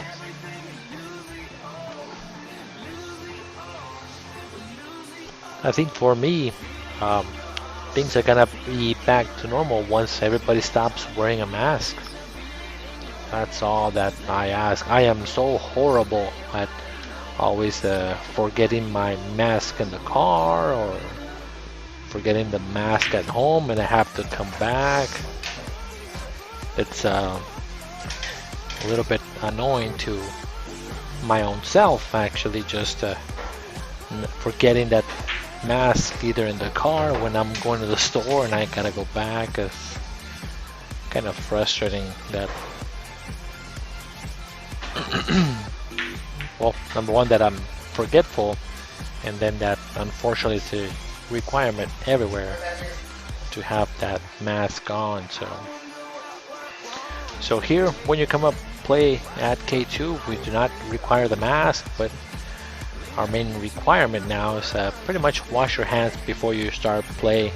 We wash all the equipment in the morning before the match in the afternoon starts, so that everything is fresh and clean, and then just don't touch your face if you are playing. That's one of our standard rules. While you're playing, I don't think any of those things actually do happen. So unless the player is not very careful. Good shot on that ball. It called the 7 as a draw shot. Very nicely done for Joe. Now he's got to get to that 5. Called save. Assuming he's using that 6 and the 9, so that's going to be kind of tough to do that. He's trying to figure out the best option. Oh, so he's going to cross bank the 4 upper right hand corner and try to get shape on the 5.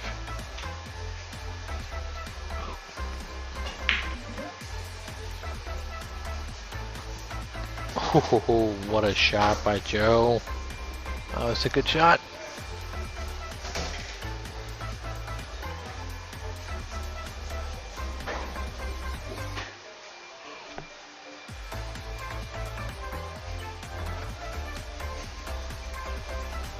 Close match, guys. 5-5. Oh, Joe's on fire right now with banks. He's trying another one. This one, I think he can cut it. He's gonna try to bank it one more time. Oh, change his mind. If he can cut the way that he did last time, I think he can cut this 6 ball. Yep. What a shot by Joe.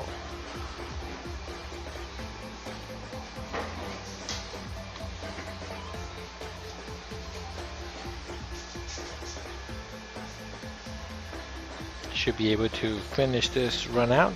Takes a little break just to make sure not to mess up the run, so that's good. Good mature way of doing that there, taking his time.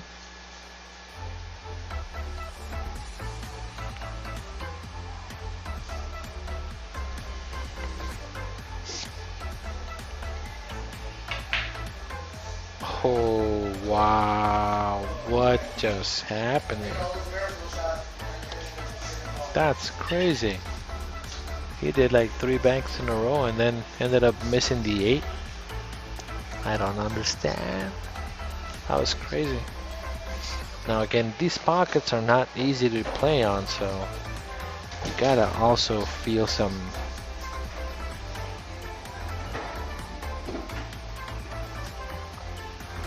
compassion for the players when they miss the ball. Can't be too brutal with them, because these pockets are 3 7/8.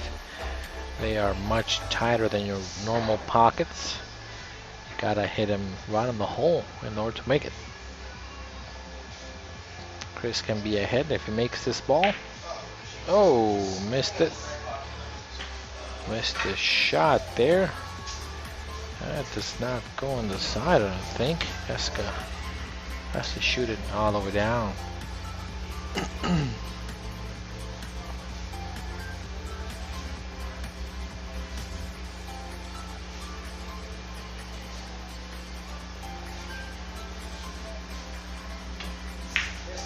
Oh, they both don't want it and played safe.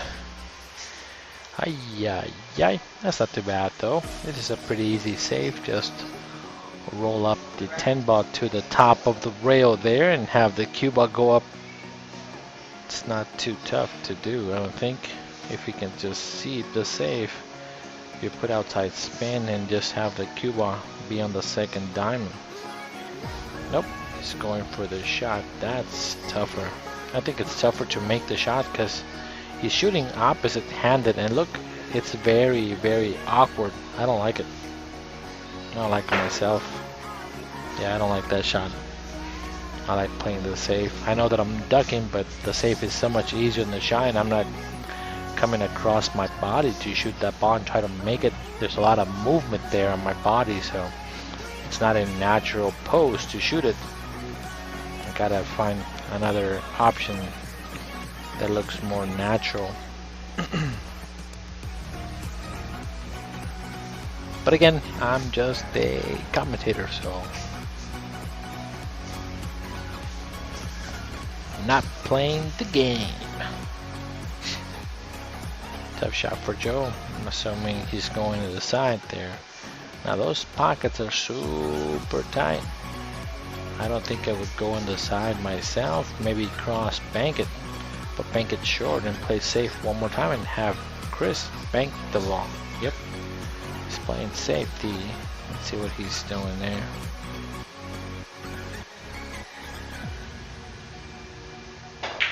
Banking it short. Too hard though.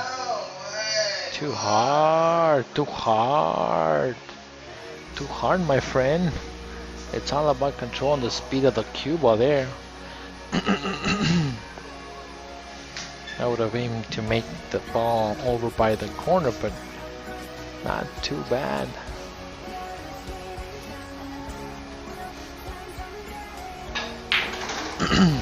Good shot there by Chris. Score is 6-5 in a race 2-8. And Robert says, I like the way you play, Carlos. Are you talking about my commentating? I play good from behind the booth. I don't play good in the table as much as I would like to. I feel like I don't take the opportunities sometimes that are given to me and not go for the very aggressive shot, but I'm a little more less aggressive. And Chris is gonna take a little break. It's a good break right there since he's ahead. He just wants to relax. So yeah, he's talking about how he would have played it. Yeah. All right, so we'll be back in just a minute. I'm gonna run a quick commercial. Don't go anywhere.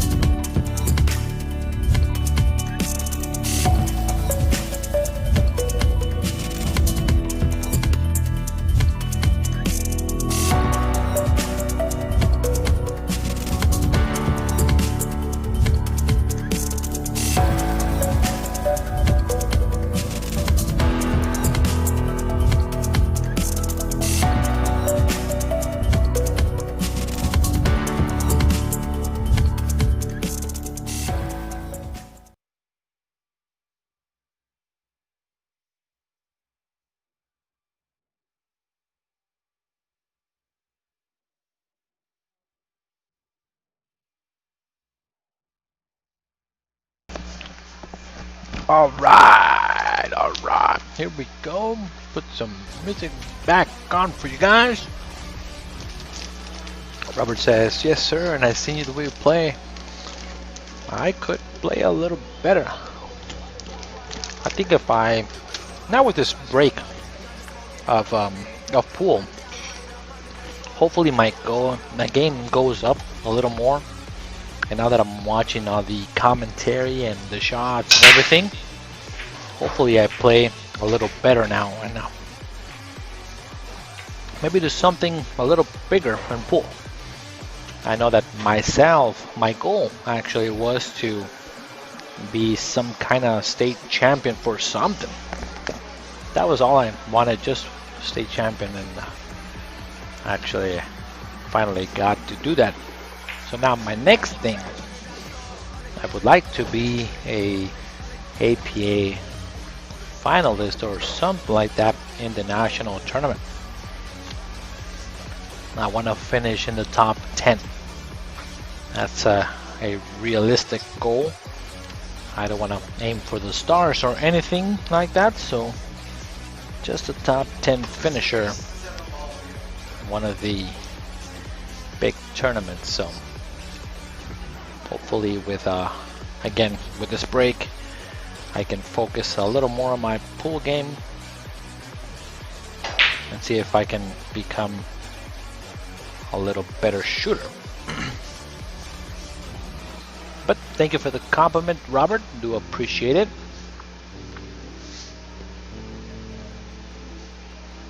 So a jump shot for Chris here over the 2-ball to land on the 1. There is a chance the ball might hop off the table, so good hit. Hit it pretty full. That was great. Nice shot. That little jump, his jump stick that he has, he's pretty good with it. So I think he's played enough times with Tim Daniels that he puts him on sticky spots all the time, and he better learn how to jump with that cue very well. So kudos to Mr. Tim Daniels for practicing with Mr. Chris Baginski, which I think he appreciates him very much so, to get him better at safeties and jumping over a ball. So it is definitely showing. So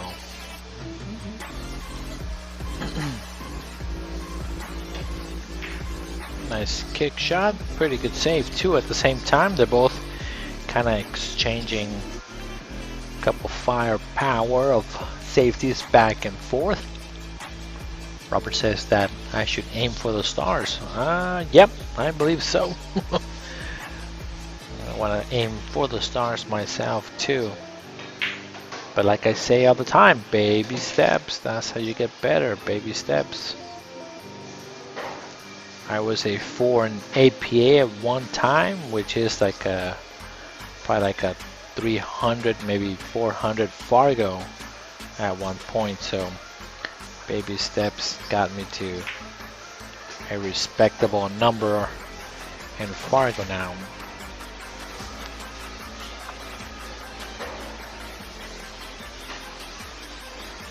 You can play safe behind the balls there if you want to.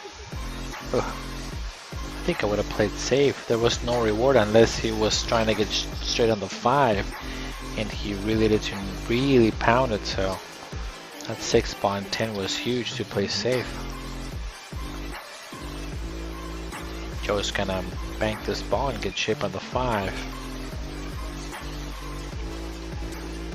I'm not sure if he can play it two-way because now the 10 and the 6 are there. Whoa. Whoa. Oh yeah. Too much. Mucho queso a sus enchiladas, amigo. Too much cheese for your enchiladas. Little much. We could have soft banked with a stop shot and used the 10-6 as a blocker, but pocket speed.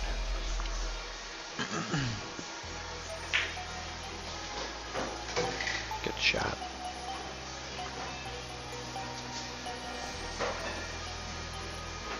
I always like taking those two-way shots where you can make the ball and play, or try to make the ball and play safe, but you're mainly playing a little more safe than making it though. But when you do, it's very rewarding. So Chris can get on the hill if he can actually get to that 7, because that save ball, that 8-ball is pretty easy. So just making that 6. That ball was huge to make. I needed to make that ball and really focus. I would have been game if he made it.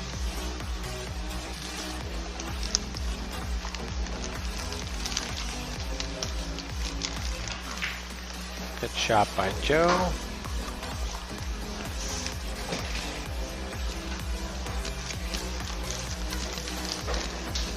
Try to get straight on the 8 or try to hit it with inside and shoot the 8. He's banking it now. Okay. Interesting approach. I like just cutting it. Cutting over banking is my motto. Good shot. Makes the run so much easier after banking the ball and making it. Uh-oh.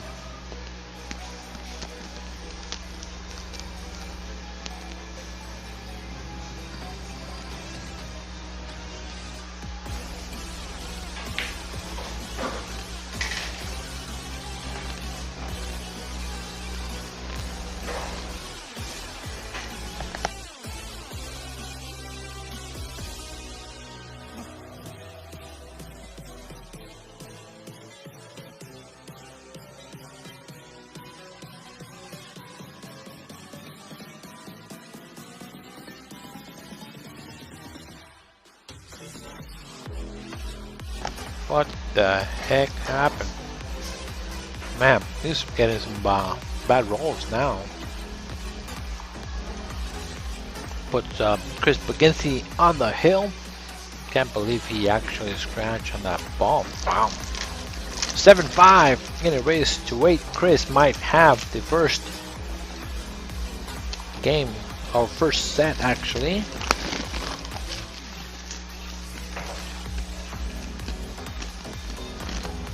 A little unfortunate.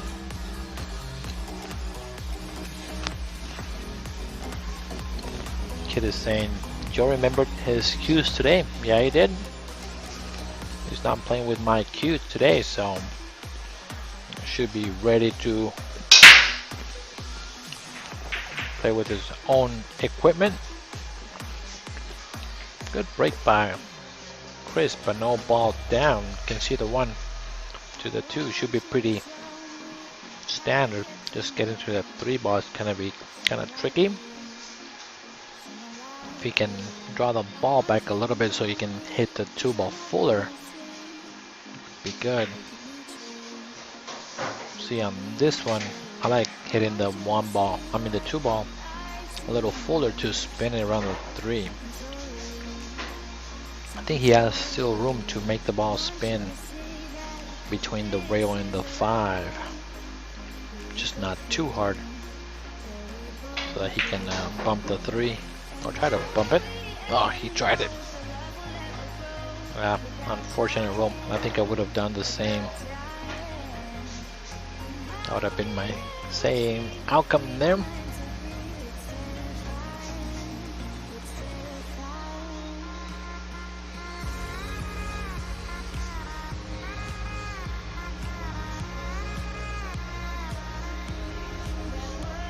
Gonna try to make the 9 here.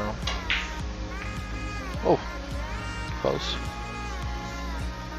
Good reward with that approach there.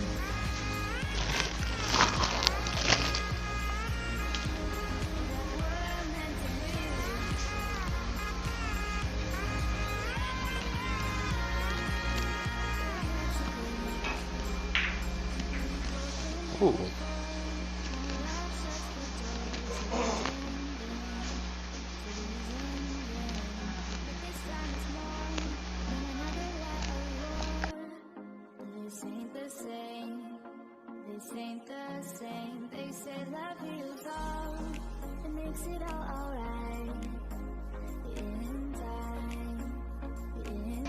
Sorry guys, I was eating some chips there. I needed to get something on my stomach here. It's growling pretty bad. Ray was saying that he did not like going around the 9 to shoot the 8s off.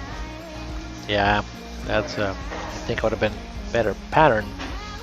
Kid saying, do you think the 8 ball after that great run may have gone on his head? Maybe. Yeah, that could be, or you get distracted just for half a second and the ball doesn't go. So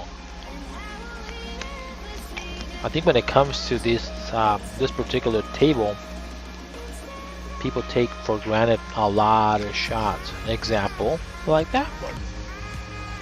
On a normal table, it does go, so why not take that extra second, extra time to actually make sure you're hitting the correct point on the ball to make it. So here I think I like pushing the 7 ball to the rail. I've taken the foul on purpose and let Chris try to run. Now, because you are gonna give ball in hand, but if you give him a tough out where the 6 ball has to be straight for the next ball, and then the 7 ball is on the rail, there's a big possibility that you will come back to the table. So just roll up the 7 to the rail is my advice here if I was his Scotch partner.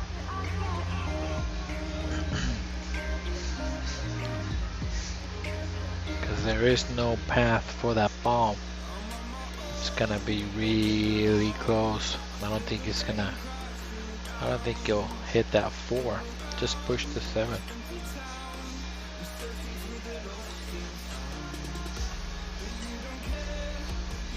Nope, he's gonna give him ball in hand. I wouldn't make the 4 though.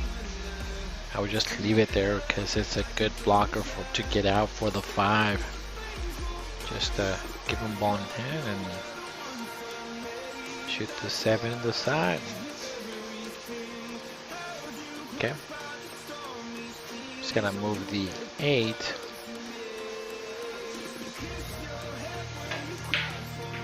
No, not there. We don't want to do that.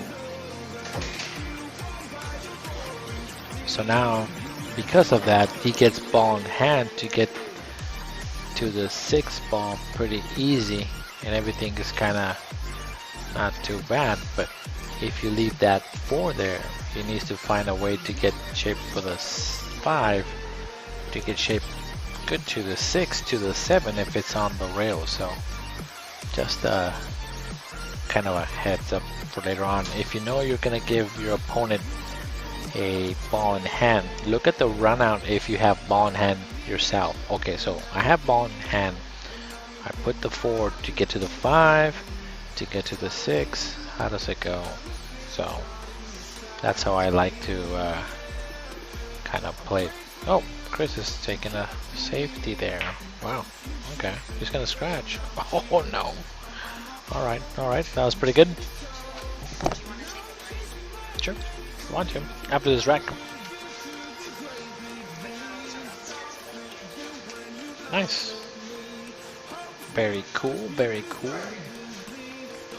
So Kalen will take over for a little while on this match after this particular game. Nice hit by Joe. Holy cow.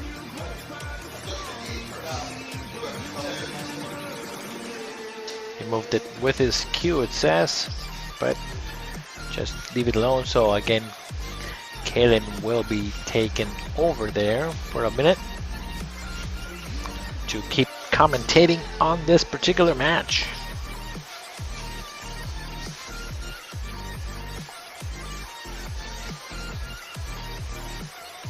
It's all about that 6 now.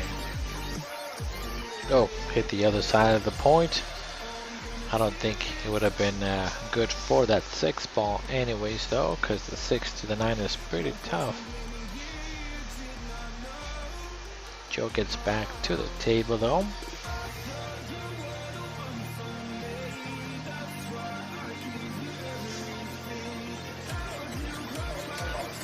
He's calling the 10. 8 ball goes down. Now it gets perfect shape on the 5 to get to the 6. He just needs to get perfectly straight, so it might go. Chris is taking a long look at this ball to go in the point. It does go in the side, it looks like. You just have to hit it perfect. Looking at his other option to go all the way down. Oh, past the 9. Okay, I think I would play just pocket speed and put the cue ball behind the 6. That's what I like here.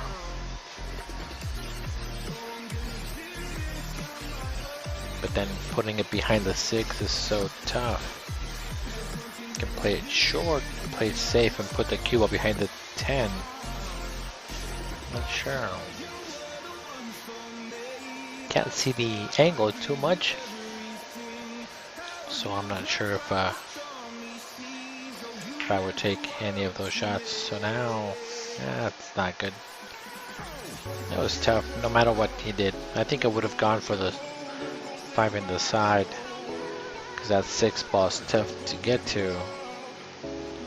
Make him work hard to get out. 6 to the 7, that's the tough shot. And making the 6 is a tough shot, so it's not easy. Playing the safety better. Good choice. Does not want the opponent to take those balls. So as you can see, this is something to learn, guys. He had a clear shot, but he understands that to get to the 6-7 is really tough. So they're both gonna play chicken for a little while, back and forth, and try to get another person another foul. So, but Joe can see the entire 5 ball, or part of the 5. Nice hit. Somebody's gotta take a courage shot here and make that 5.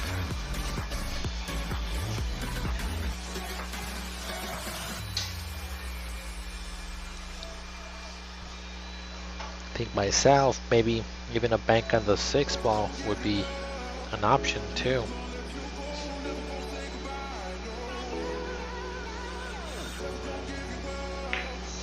Oh, that ball skidded a little bit. Skidded away from the pocket because I think he was gonna make it, but that skid made the ball get out of the hole. So must be some debris on the ball.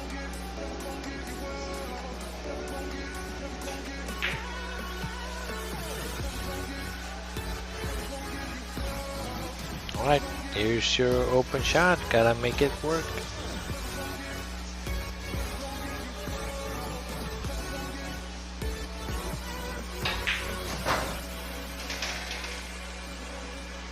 Not too bad. That was a great shape. Wow, what a shot by Chris. This is now good because that 10 ball serves as a backboard for the ball. Wait a minute. Shot it too fast. Yeah, he had it.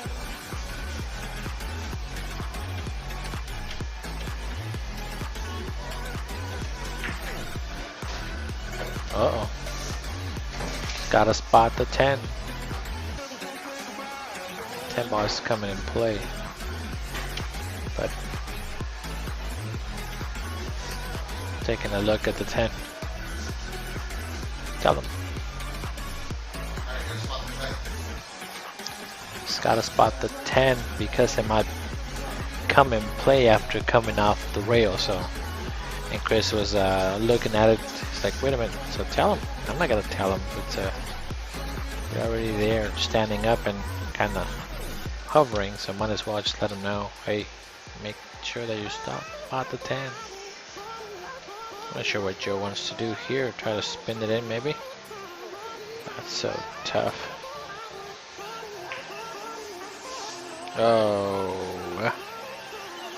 Wanted to put the bomb. The double kiss was gonna happen almost for sure there.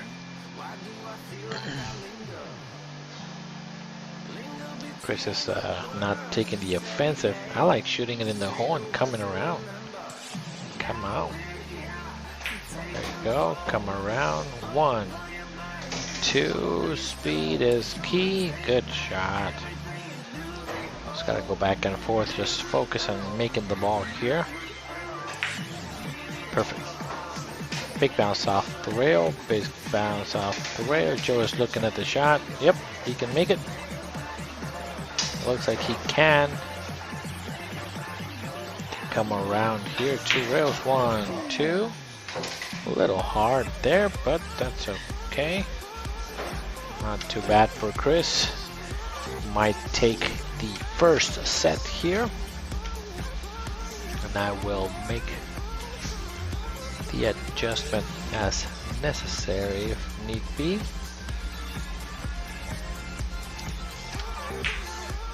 And just like that, Chris is ahead 1-0 in a race to 8 one more time. And now you will have Kalen here taking over for me.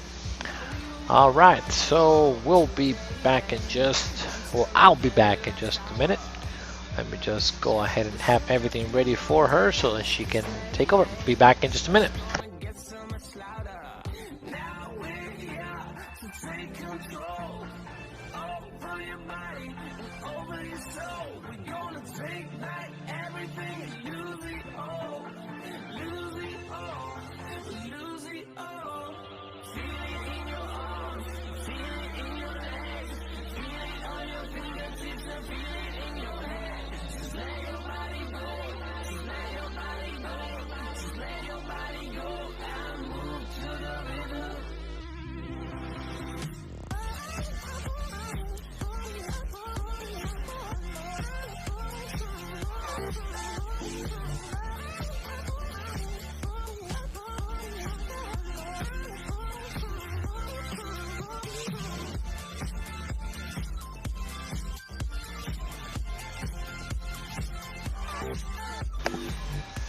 Hello.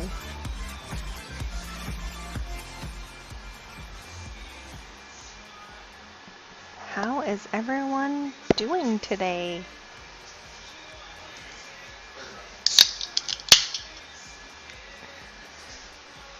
I had to run a bunch of errands, so now giving Carlos a little bit of a break.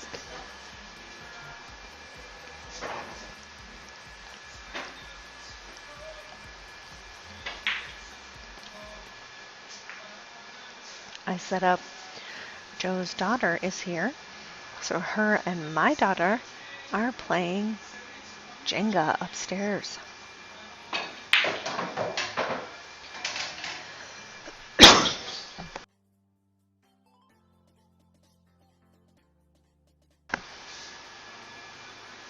Hello, Lloyd.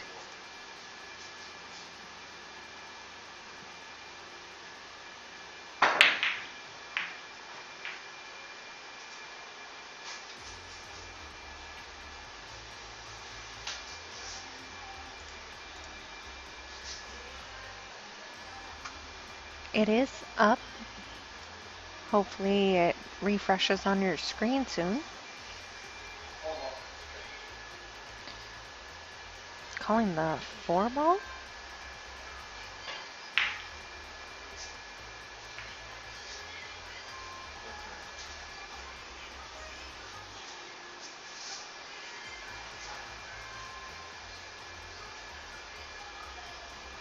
Oh, wait.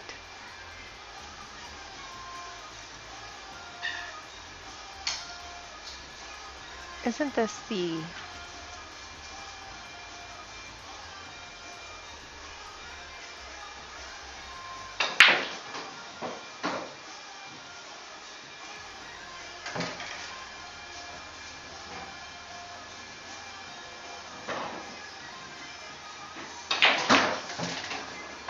Hello, Cindy.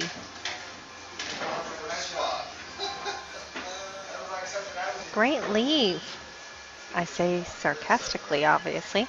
Unfortunately, he hooked himself right behind the 6-ball.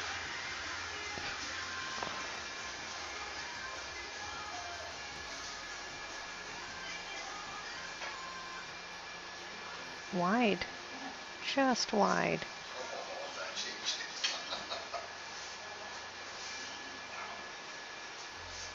He did get lucky that the bump on the 7 on the behind kind of messed it up.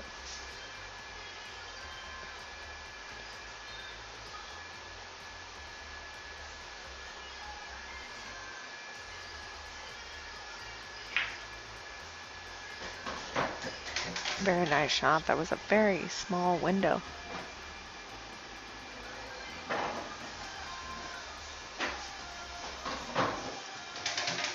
You are right. You know what? And I thought that it was 0-0, but they do have a game marked. And it is because Chris is given one game on the wire, guys. So it is an 8-7 race. So Chris, actually, I just make it a race to 8 and give him the one game. So it is not 0-0, technically. Although technically it is.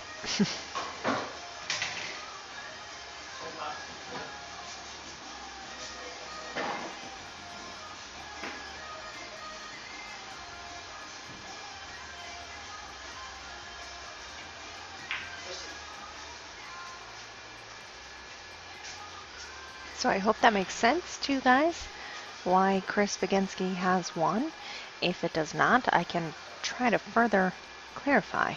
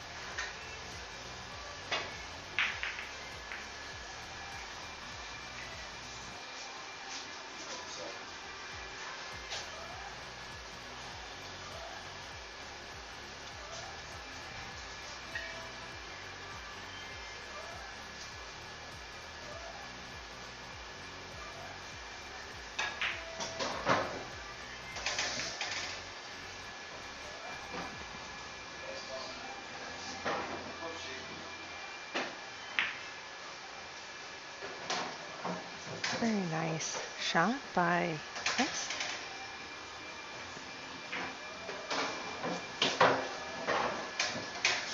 Oh, just a hair too far, unfortunately.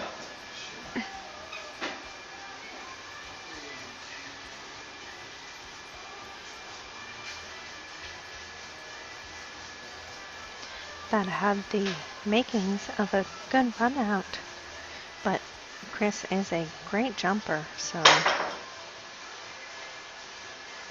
you have to give it to Chris. He does always make contact with the ball whenever he jumps.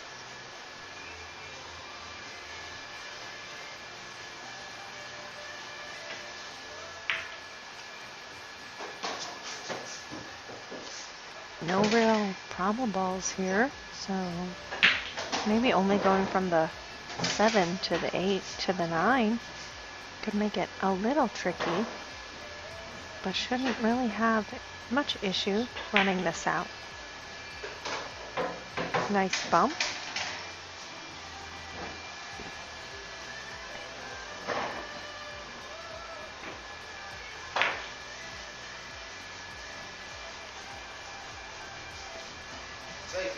Overcut that ball, unfortunately.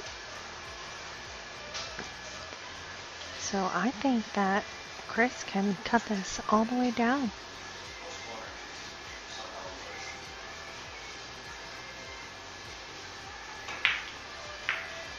Oh, wow. He did not mean to make that combo. So Joe does have option here, but he's going to go ahead and shoot. Very nice. Very nice stroke through. That was not an easy shot.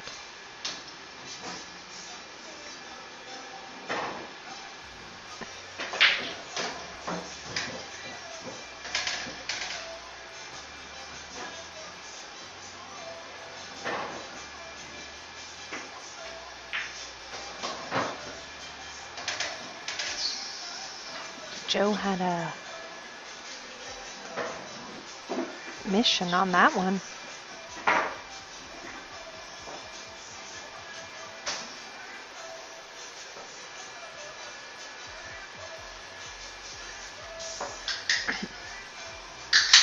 Chan, Fan, are you on right now? Because I did talk to Joe about your matchup.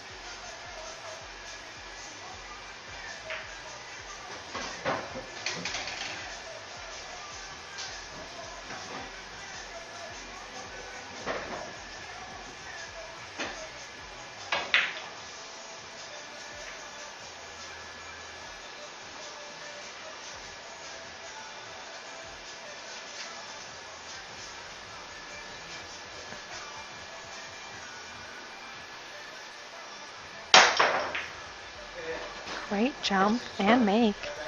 Let's see him do it again.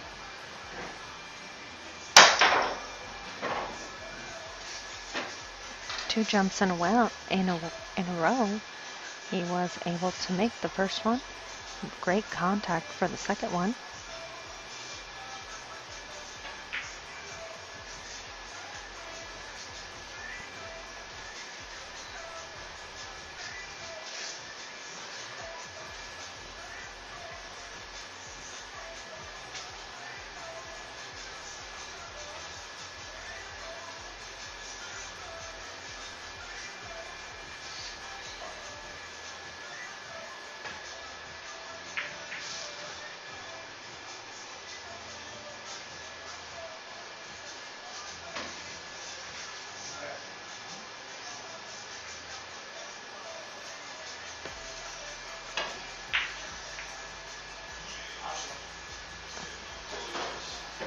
Oh, safety good on himself, unfortunately.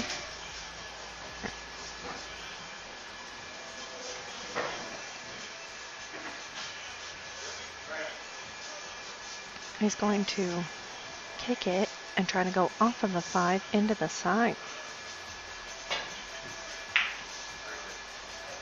Creative. And it did roll that direction, which makes it even more.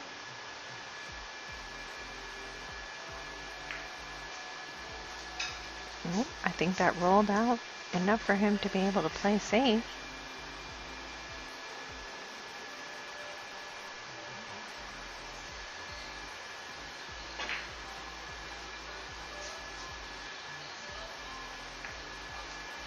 Nice safety by Joe.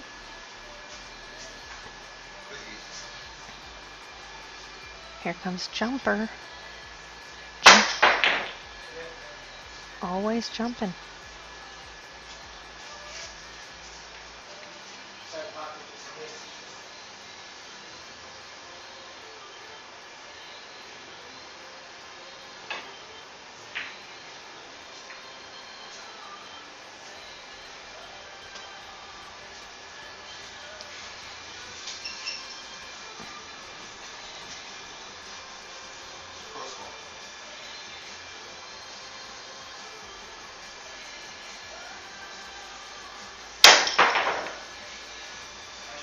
Wow, he almost made that. He is almost as accurate with that jump cue as he is with his shooting cue.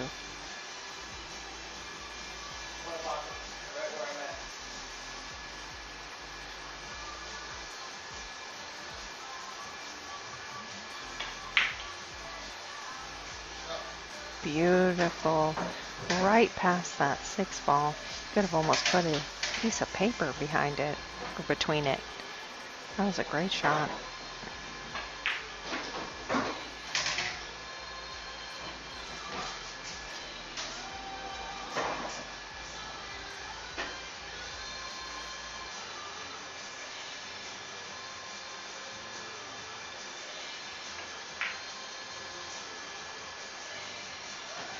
Oh, I thought that was going to hang in the pocket there for a second.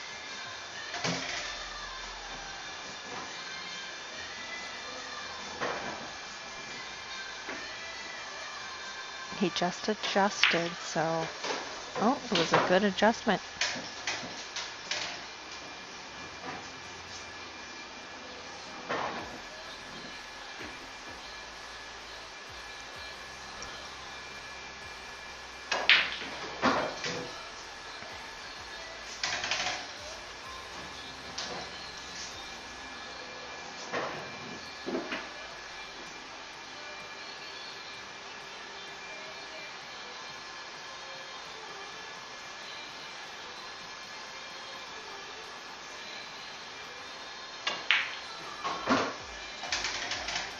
Oh.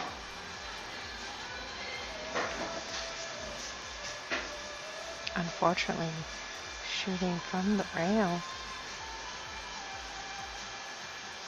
But he can make it. Yeah, there we go. And just like that, close the gap. So we are even race to 6 at this point. That was a very nice out by Joe. Getting that confidence back.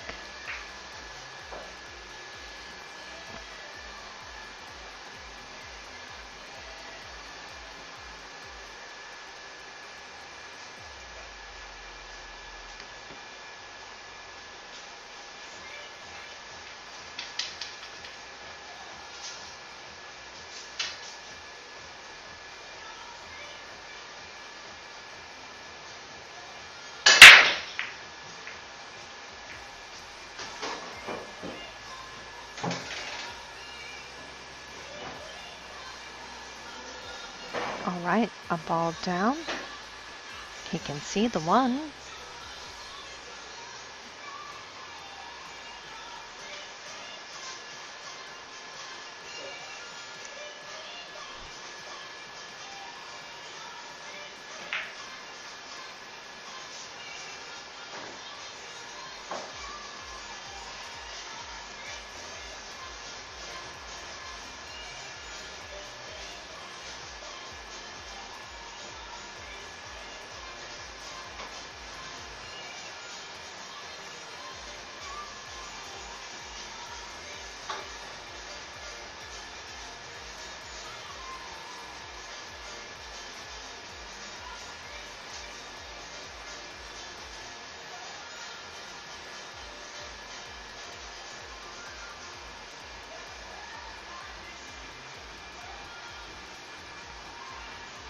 I agree, Ray. Maybe he went and washed his hands and did a couple jumping jacks or whatever it might be. He definitely felt good. That rack, you could tell he was shooting very confidently.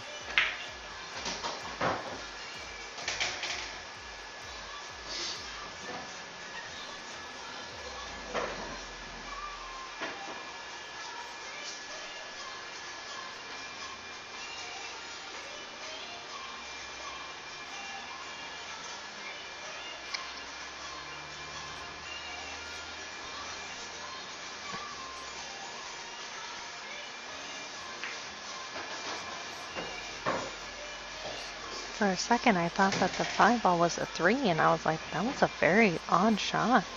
And then I realized 3's already off the table. So, getting shade for the 4. Although, to me, slightly awkward shape as well.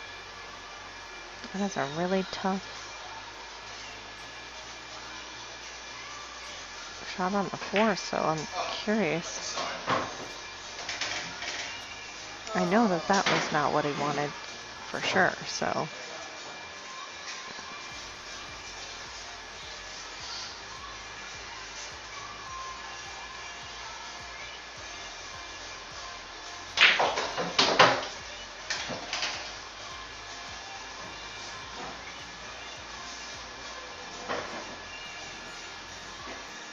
I know that Joe was going for the breakout there. Unfortunately, missed it and hooked himself. So now a little bit of a, what do we do? Very smart. Push the 6. Make it a little cluster. If you can't make it weird for sure. Watch this. That's fine.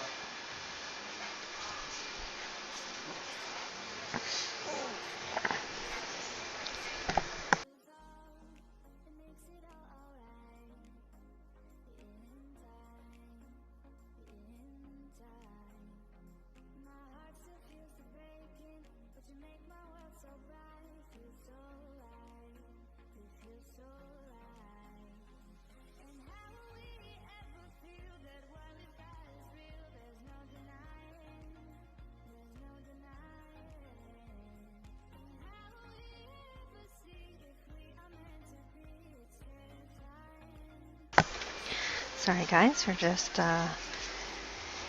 making sure that was a solid hit.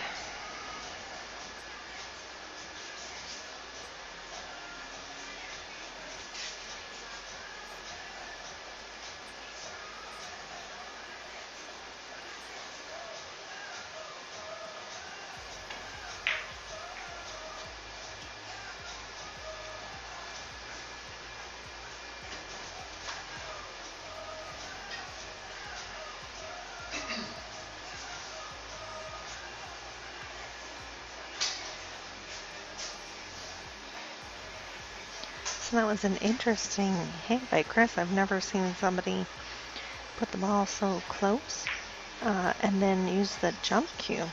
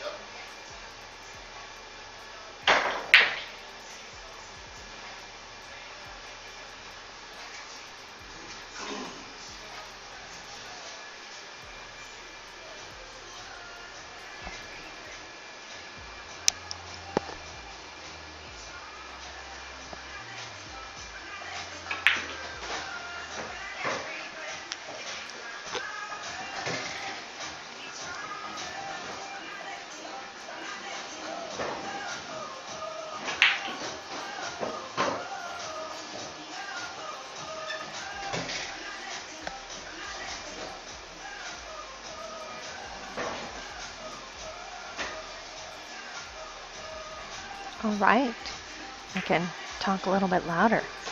I was waiting on Carlos to turn up the volume a little bit.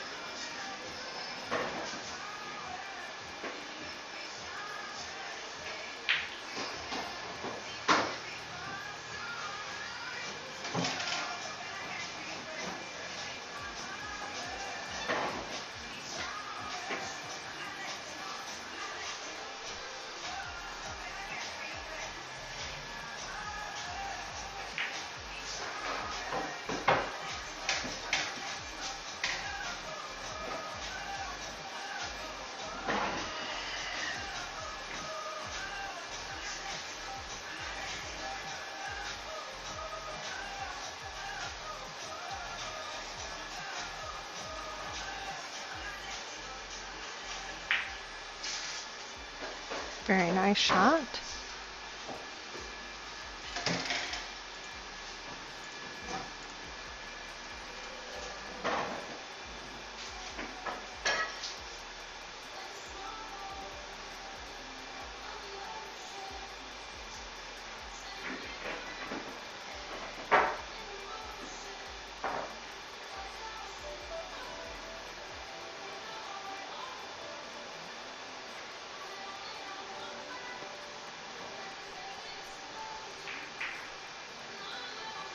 Oh, trying to give him 33. That doesn't work.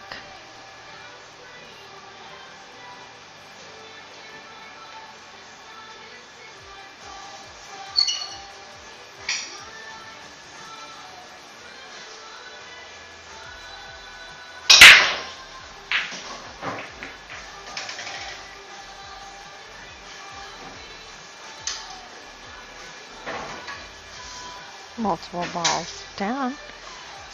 He can see the one. Hello, Erasmo.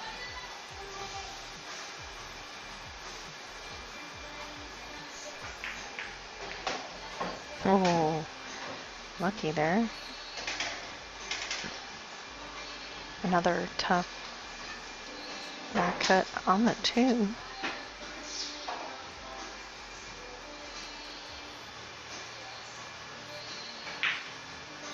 Very smart choice to try for the bank. Lots of traffic makes it so potentially get a blocker. But I think you can see the whole thing. Oh.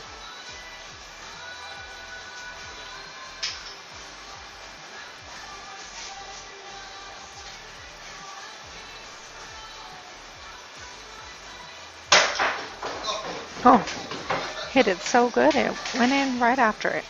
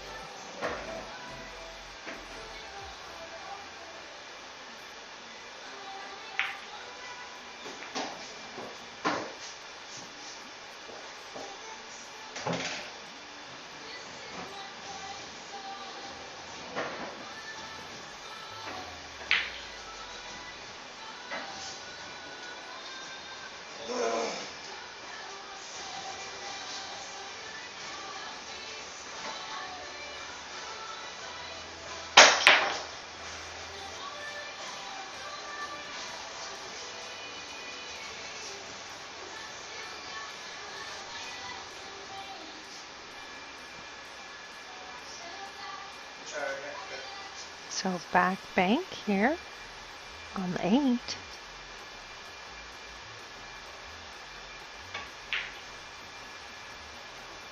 Oh, almost made it. Unfortunately, banked it long, so it kind of sat by the pocket. Carlos has told me if you're going to bank like that, you should bank it short, so then it hits off the rail and bounces back towards the middle.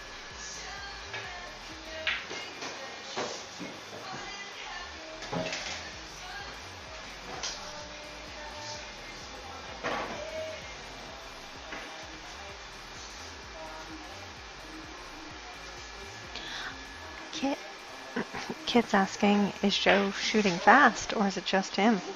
I honestly think that it's both of them.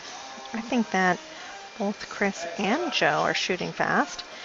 Maybe Chris's shooting fast is rubbing off on Joe.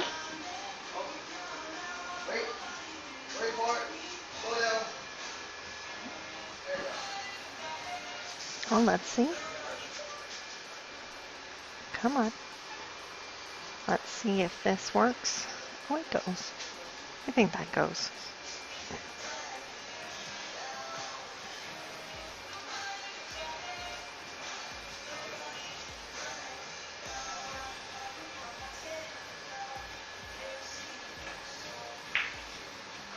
Ooh, maybe it didn't.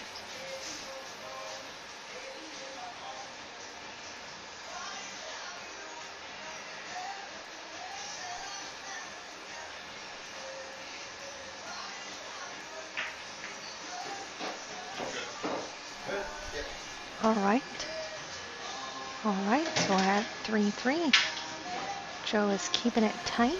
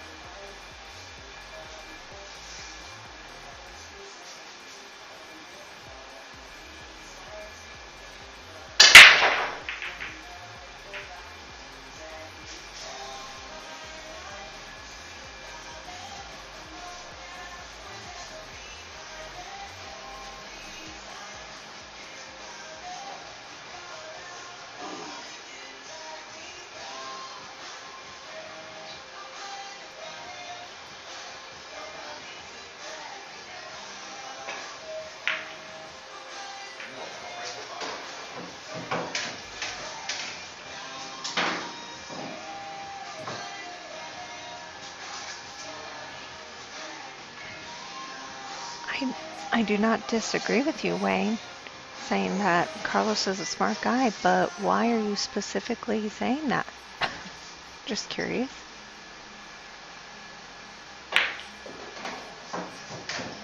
Nice little draw shot there for Joe.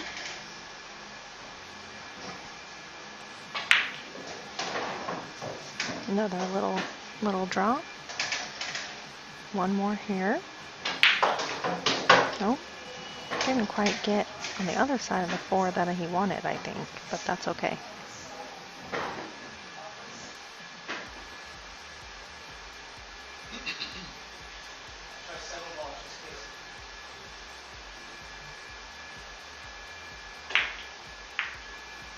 Oh, he almost made that. He did call the 7.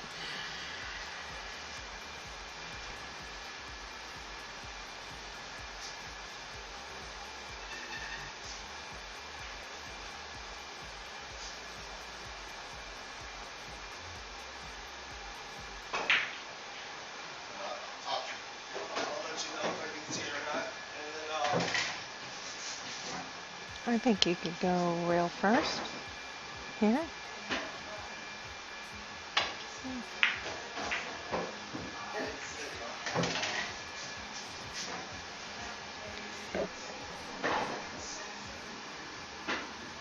Oh, yes. What Carlos said. His advice. Yes. Well, you know, I feel like he probably didn't become a 650 by luck.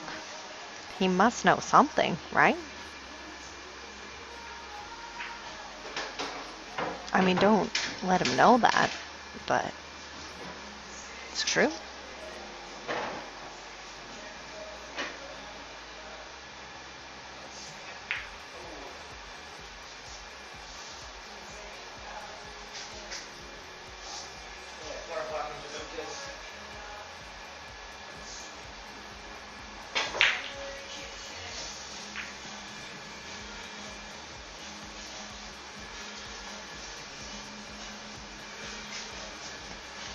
I love Chris Baginski's shirt that says Bag o' Donuts. I would take one of those right about now.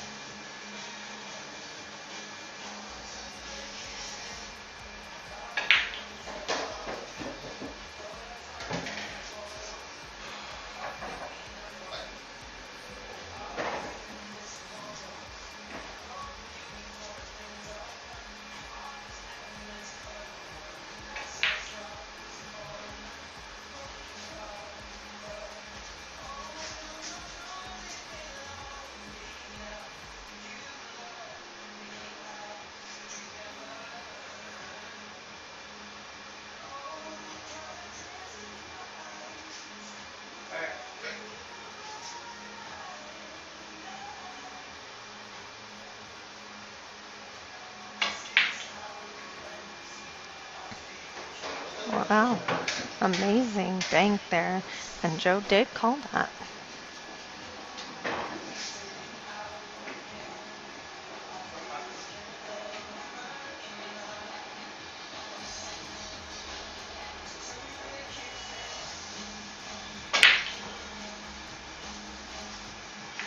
That was a very aggressive, but not necessarily a horrible lead. Let's see. That cut is looking to go straight in the side.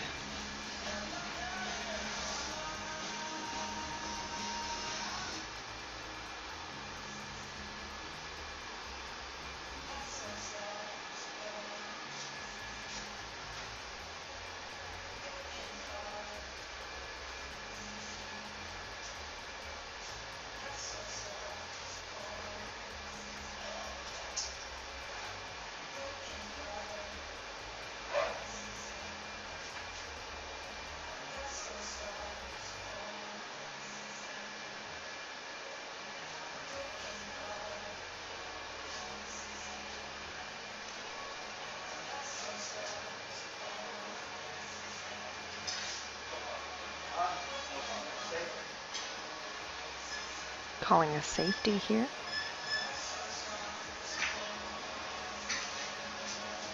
Good choice.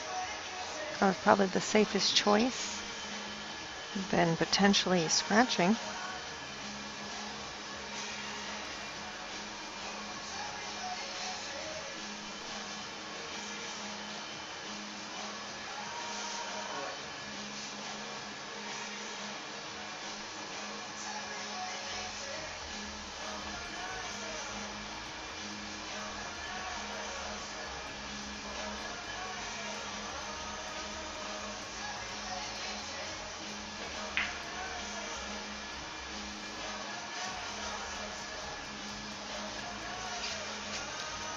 You know, we all know that Chris is not afraid to jump. But apparently he can see enough of it, potentially, to cut it.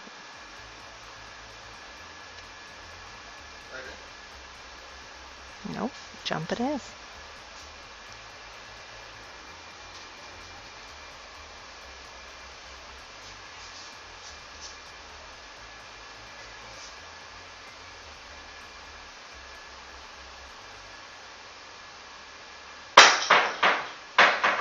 Oh, that ball stayed on the table. Wow. Chris mean mugged it, for sure.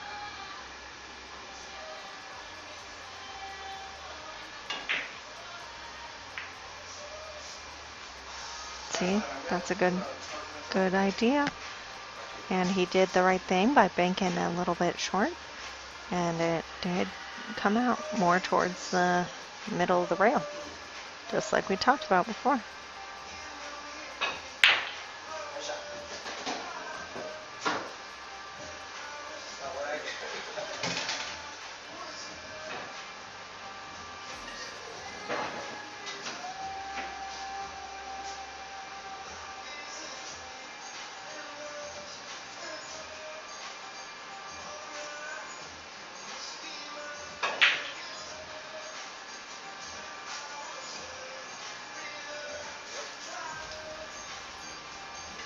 Joe was running to the table there.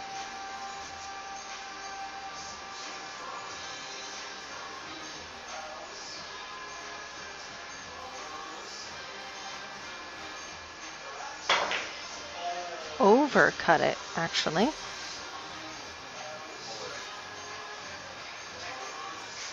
Wow.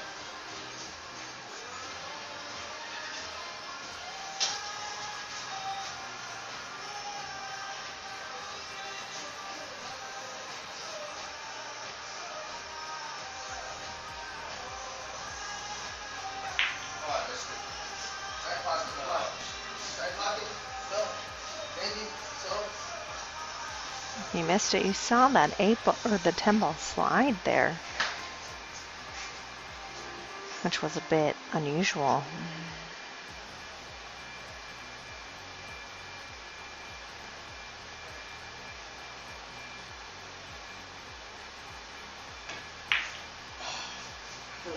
Our side pockets are very unforgiving.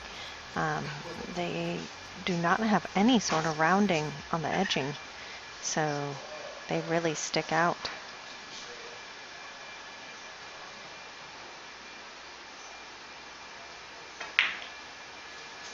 There we go. That one he makes.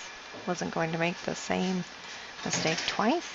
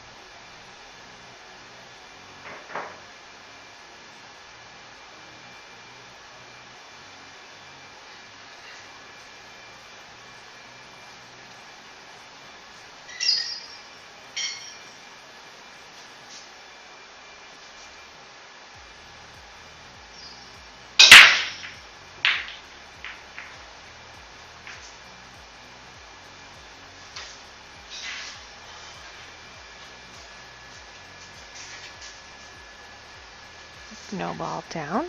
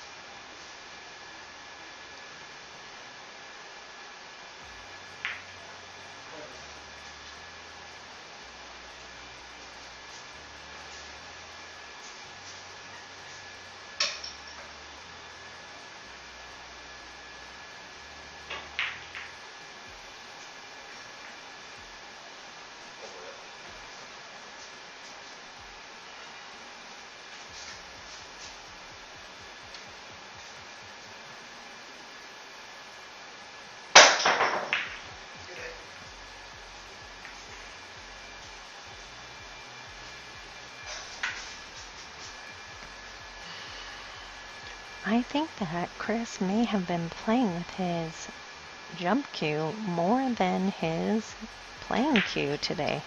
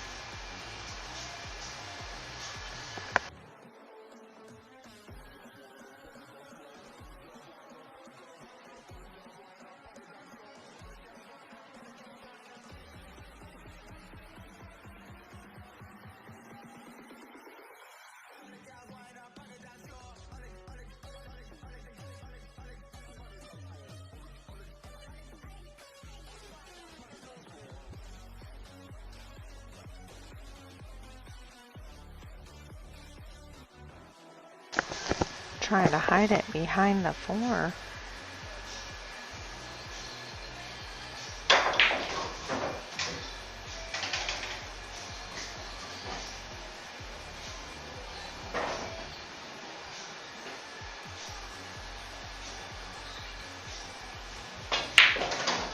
Nice shot on the 4. Unfortunate. Did not come in front of the 6 and ended up coming behind it. I think he's going to have to kick it, but he called safe. So he must be able to see the edge. Pretty good. But I think that he can jump this, as we've seen Chris do so many times.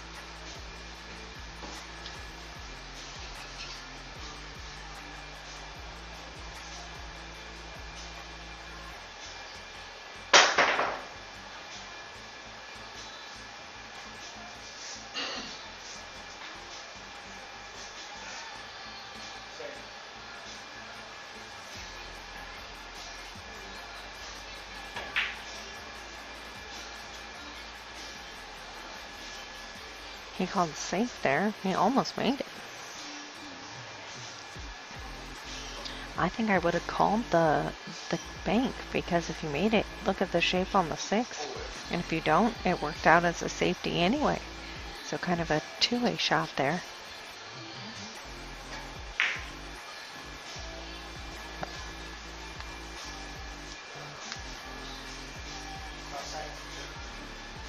Calling the bank.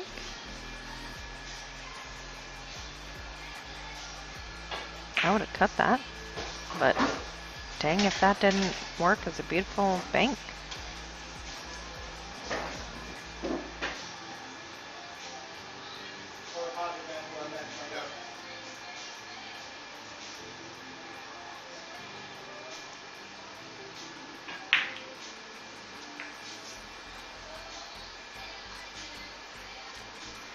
Jim says that Chris has used his jump cue more than he does in a year, just tonight. And he plays a fairly good amount. Chris jumps good. And you know what? I think that Chris jumps so well because he plays against Tim Daniels a lot. And Tim Daniels is a 700 Fargo. So if you don't learn how to jump, he's going to 3-foul you every single time. So you have to learn how to jump out of those safeties in order to try to compete with someone at that level.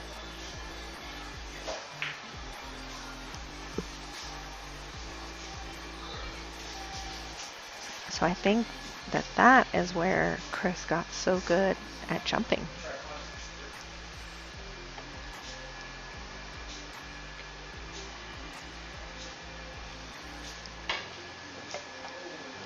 Missed it.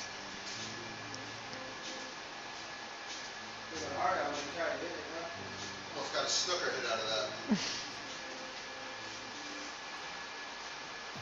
I think he was trying to make that with inside. and the inside pushed the ball so far that he ended up missing it. I actually saw somebody do that the other day. Emilio is correct. He needs a match here on the 22nd for big money. What is it, at least 500 a person, Emilio? Is that your preference? He does have the day available to him if anybody out there would like to play him.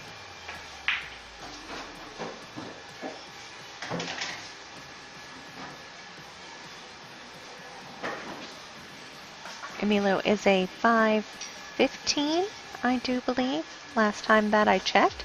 So if anybody would like to play Emilio, please message him and or me, and we will get you guys figured out for a match on the 22nd. Carlos is going to come so I can eat.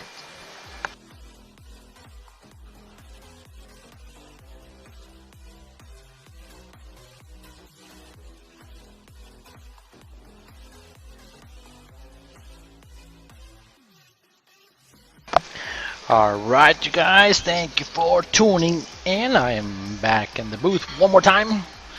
Score is 5-3 in a race 2-8.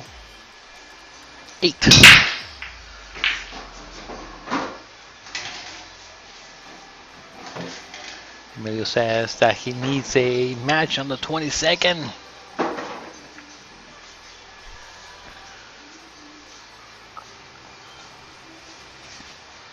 Jim Monday, I kick really well. Efren rarely jumped. I'm assuming you guys talking about Efren Reyes. That guy never jumps a ball in his life. He doesn't like actually jump cues. He says that that takes away from the art. He said that he loves getting those rolls when he doesn't have to jump. Good shot by Chris there with that additional spin. Pretty good shot. He had a very long extension on his cue. Holy cow, these guys are now playing way better than they were before.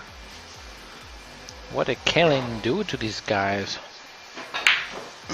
I had to say something. Every time I say something, something funky happens. So it's the Carlos curse, I think.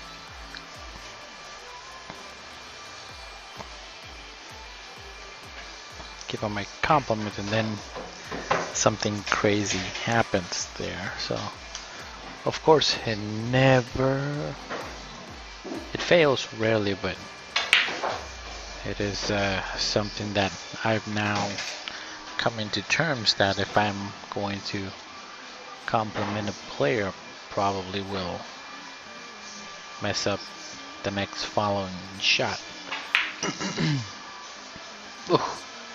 Joe jumped up in the shot there. I think he would have made it if he stayed down there a little bit.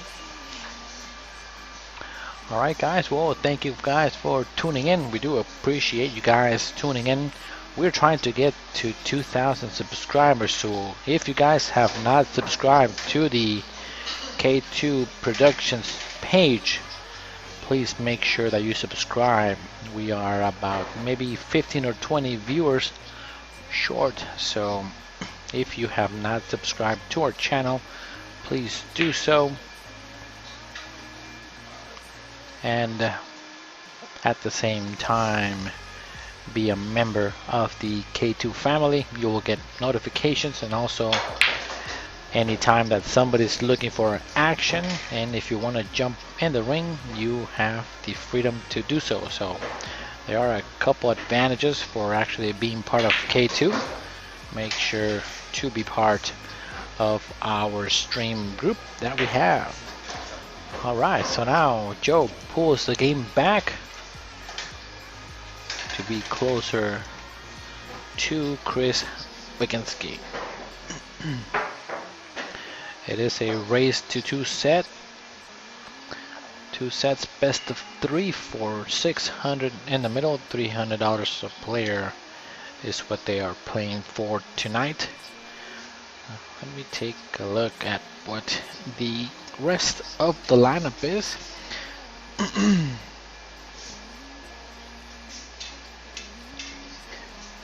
And according to what Kane was saying, Emilio is looking for action for about $500 for a full set. And Emilio, if you don't mind actually putting your Fargo out there, because he does want, there is a little bit of interest to see if you guys want to play.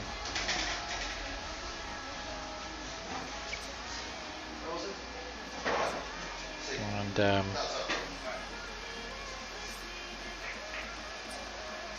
debating if the ball was frozen. The 2-ball was not frozen.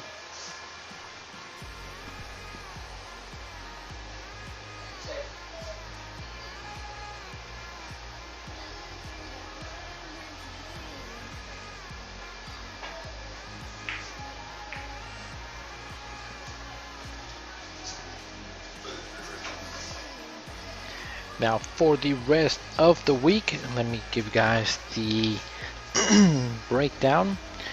Let's see what games are coming up. Tomorrow we will have Rico Gonzalez against Hugo Villanueva, I'm assuming. Then on Wednesday we have Ryan Peters against Gabe Santana. Thursday is a $1,000 match, and that one should be a great match. We have Curtis Larkin against Jeremy Gibbs, and then this Friday Ed Watkins against Joe Avila one more time. So out of this matchup for this week, the big one is actually Curtis against Jeremy Gibbs. I don't know who to pick on that one. I'm gonna go ahead and pick Jeremy Gibbs. The only reason I'm picking Jeremy is because he was in my team for the team's barroom championship. And just like that, Joe is making a great bank on that 6-ball. I mean 5-ball to get to the 6 straight and then get to that 8-ball. He's shooting a little bit faster. Maybe that's what's possibly helping them out too. Both of the players feeling the table a little better. They're moving much faster around the table, so that is something to do with it. Oh wow, holy cow. See, I tell you, every time I say something nice, I'm not even kidding, and it's not like I'm doing it on purpose. I'm like, oh, they're moving faster, they're doing this, they're doing that. And just like that, it misses the ball. That's just crazy. I don't know. All right, so that was a gift to Chris on that one. He will gladly take it and increase his lead to 8.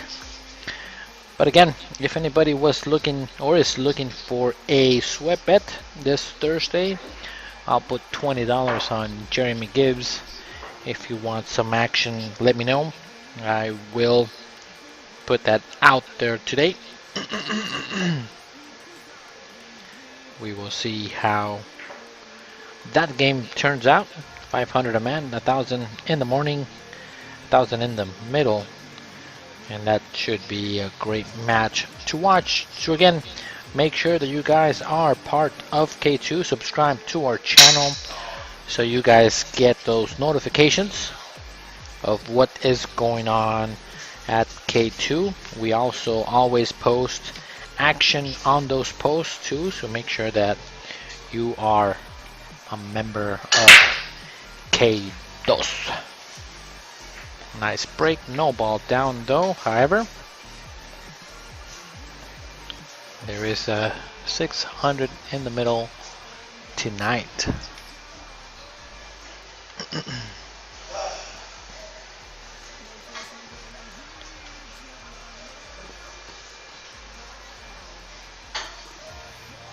Now let's go back to the chat that was going on for a little while there.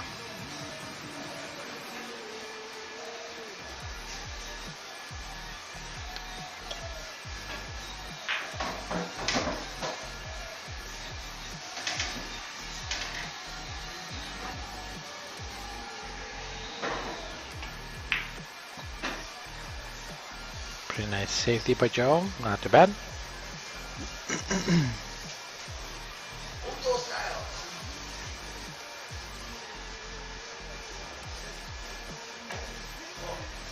Oh, hit the point by accident. He wanted to hit the rail first and then hit the 2-ball. A little unfortunate there.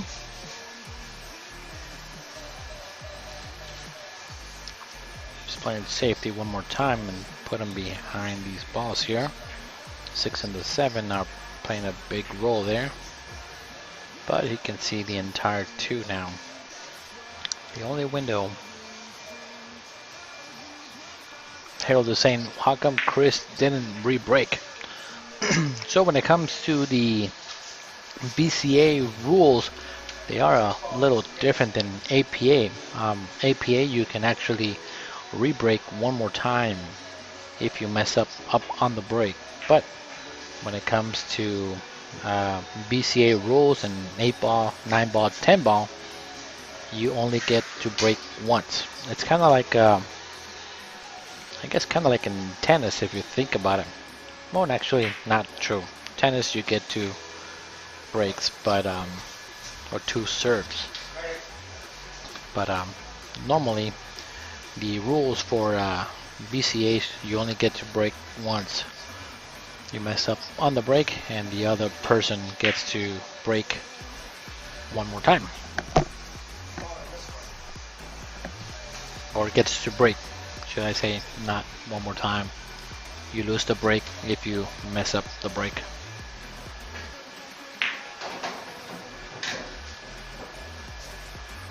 Oh, bad shot there by Chris. He needed to put some inside on that ball so that ball doesn't come towards that 5 and that 7 and get hooked. Touched it. Good hit. Not too bad, not too bad.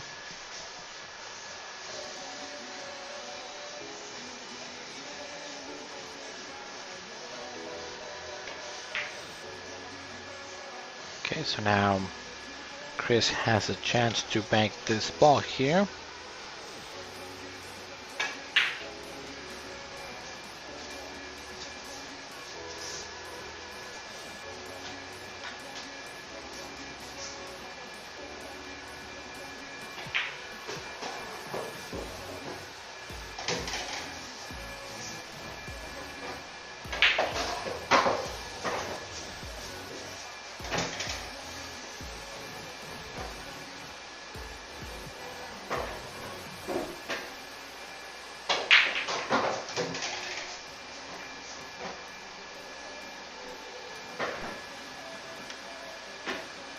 Again, Joe is moving a little fast here on the table.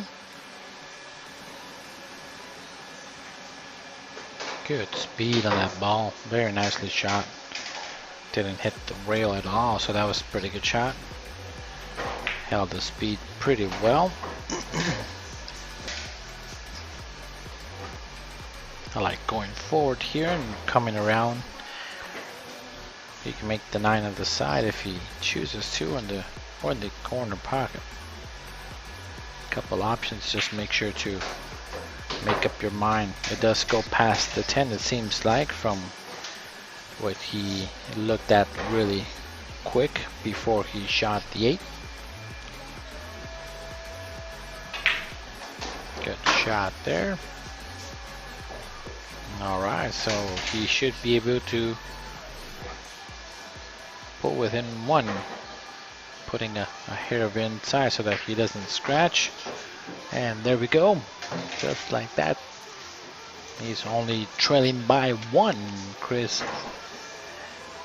has a chance to get to the hill, or Joe will go ahead to tie the game at 6.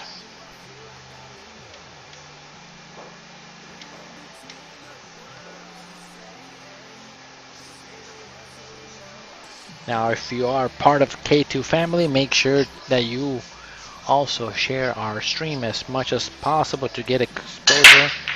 Again, we are trying to get to all 50 states out there so that we can promote pool and at the same time do a $50 drawing if we get all 50 states. So again, if you're watching from a different state, let us know.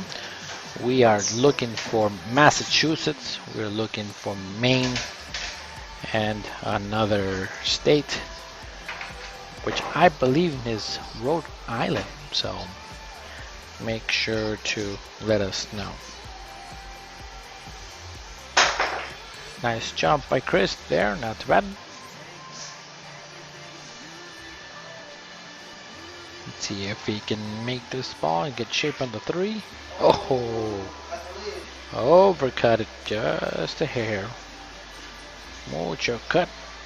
Now I gotta do something here.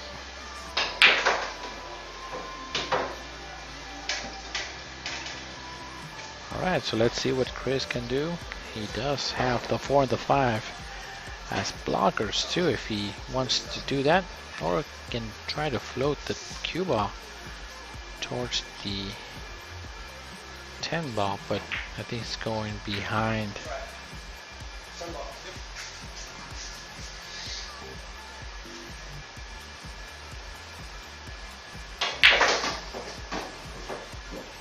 Gotta it's gotta spot the 10 before he shoots it. It might come into play after shooting the 4 ball because he needs to go around that particular ball.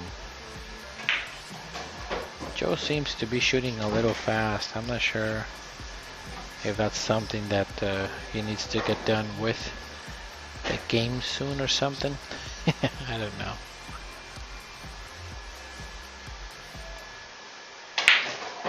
Good shot, good stroke. Alright, so this is the shot off the rack, getting to that 7.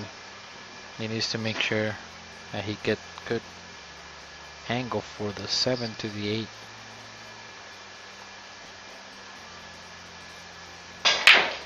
Yep, he was trying too hard to get shape. But again, I will not be surprised if Chris can actually make this ball and come around the rail maybe. Yeah, he's gonna go rail first here and then try to swing the cue ball 2 rails after 1, 2 and get perfect on the 7. A little hard, but that's okay. Just gotta make sure to make that 7. Go back and forth.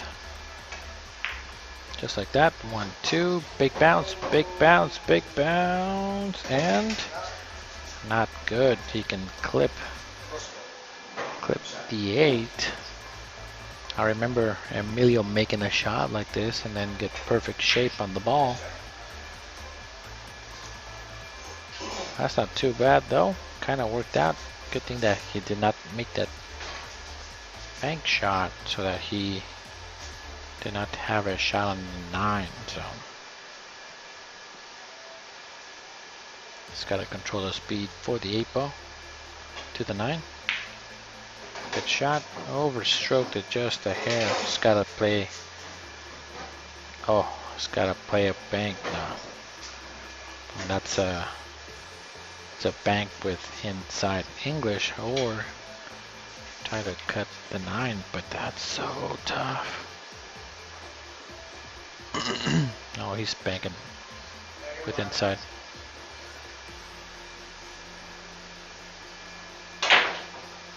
Oh, just hit it too hard. And now puts him straight on the 9. He can get shape easy for the 10 ball here. Chris will be right there on the 10. And Joe was clapping, so I think Chris is saying, are you giving it to me because you're clapping? So yeah, he said, you're clapping, so I thought you're giving it to me. No, no, no, you gotta shoot it. All right, so now Chris is on the hill. He is playing pretty good, and he can be the winner of tonight. I know currently that Joe has had kind of a little bit of a losing streak though, playing at K2. He started out playing super great before, and now for the past couple times he has been kind of in a slump.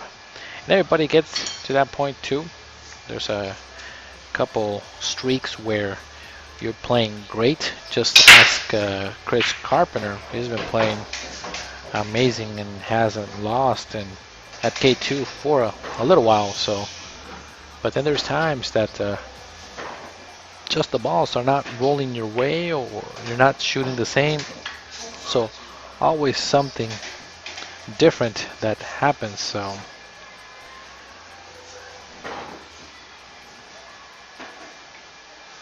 Joe playing safety behind the 4, not too bad. It's a pretty good save. Here comes the short stick over the 4. I'm not sure if he can get rewarded. If he's going all the way down, he can get a little bit fortunate there, which ended up working out there.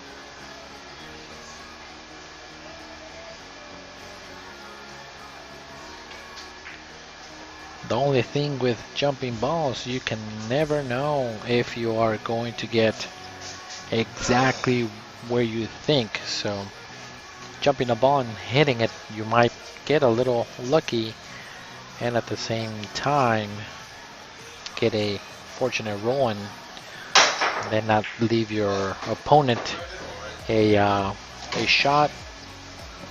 That's the only thing that I don't like about jumping. You jump the ball, hit it, and then you don't make it, and I'm supposed to have a shot or some safe return, and all of a sudden I don't have a shot. I'm stuck behind the ball, and then you come out looking like roses, and that's the only thing I don't like about jumping. There's a little more sort of luck involved when you jump a ball, because you can always figure out where you're gonna leave the cue ball after jumping the ball. So Cindy saying that the phone is almost dead and there's no charging cord. So again, thank you, Cindy, for hanging out with us tonight. Do appreciate it for being part of K2 like always. Have a good night, and I will talk to you tomorrow, I am pretty sure. Everybody that's watching, does anybody have any scheduled matches here at K2 or is looking to play some? I am looking to see if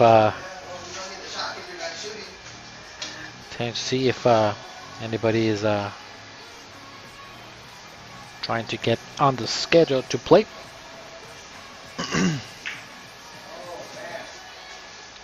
Joe is just playing way too fast, and I know that Chris sometimes he does get annoyed every time that Chris misses a shot.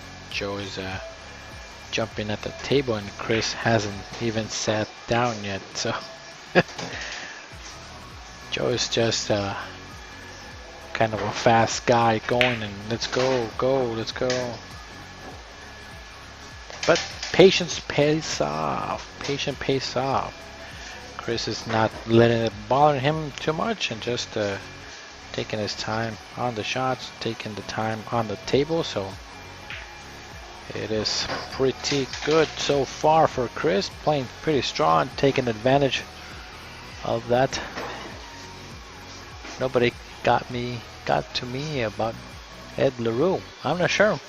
You should message him on Facebook. He actually does have Facebook and will reply. I know that because I've messaged Ed LaRue before, so make sure to do that. Ray Hagenmeyer has a doubles match September 11th. I know that there's a lot of people eager to play. And just like that, now Chris has won for tonight. The race to 8 is over. Chris shot very, very well tonight. He took advantage of every single time and opportunity that was given to him. Kudos to Chris for being ahead tonight. So let me go ahead and finish that up. All right, so thank you guys for tuning in tonight. Tonight's big winner is actually Chris Baginski, winning 2 sets. And there was a couple bets out there against Chris, so nobody of the viewers actually took it. Chan Fan and Emilio had money on Joe, so somebody should have taken that bet. All right, so again, there is a bet that I'm putting out there, 20 bucks on Jeremy Gibbs this Thursday. He's playing Curtis Larkin.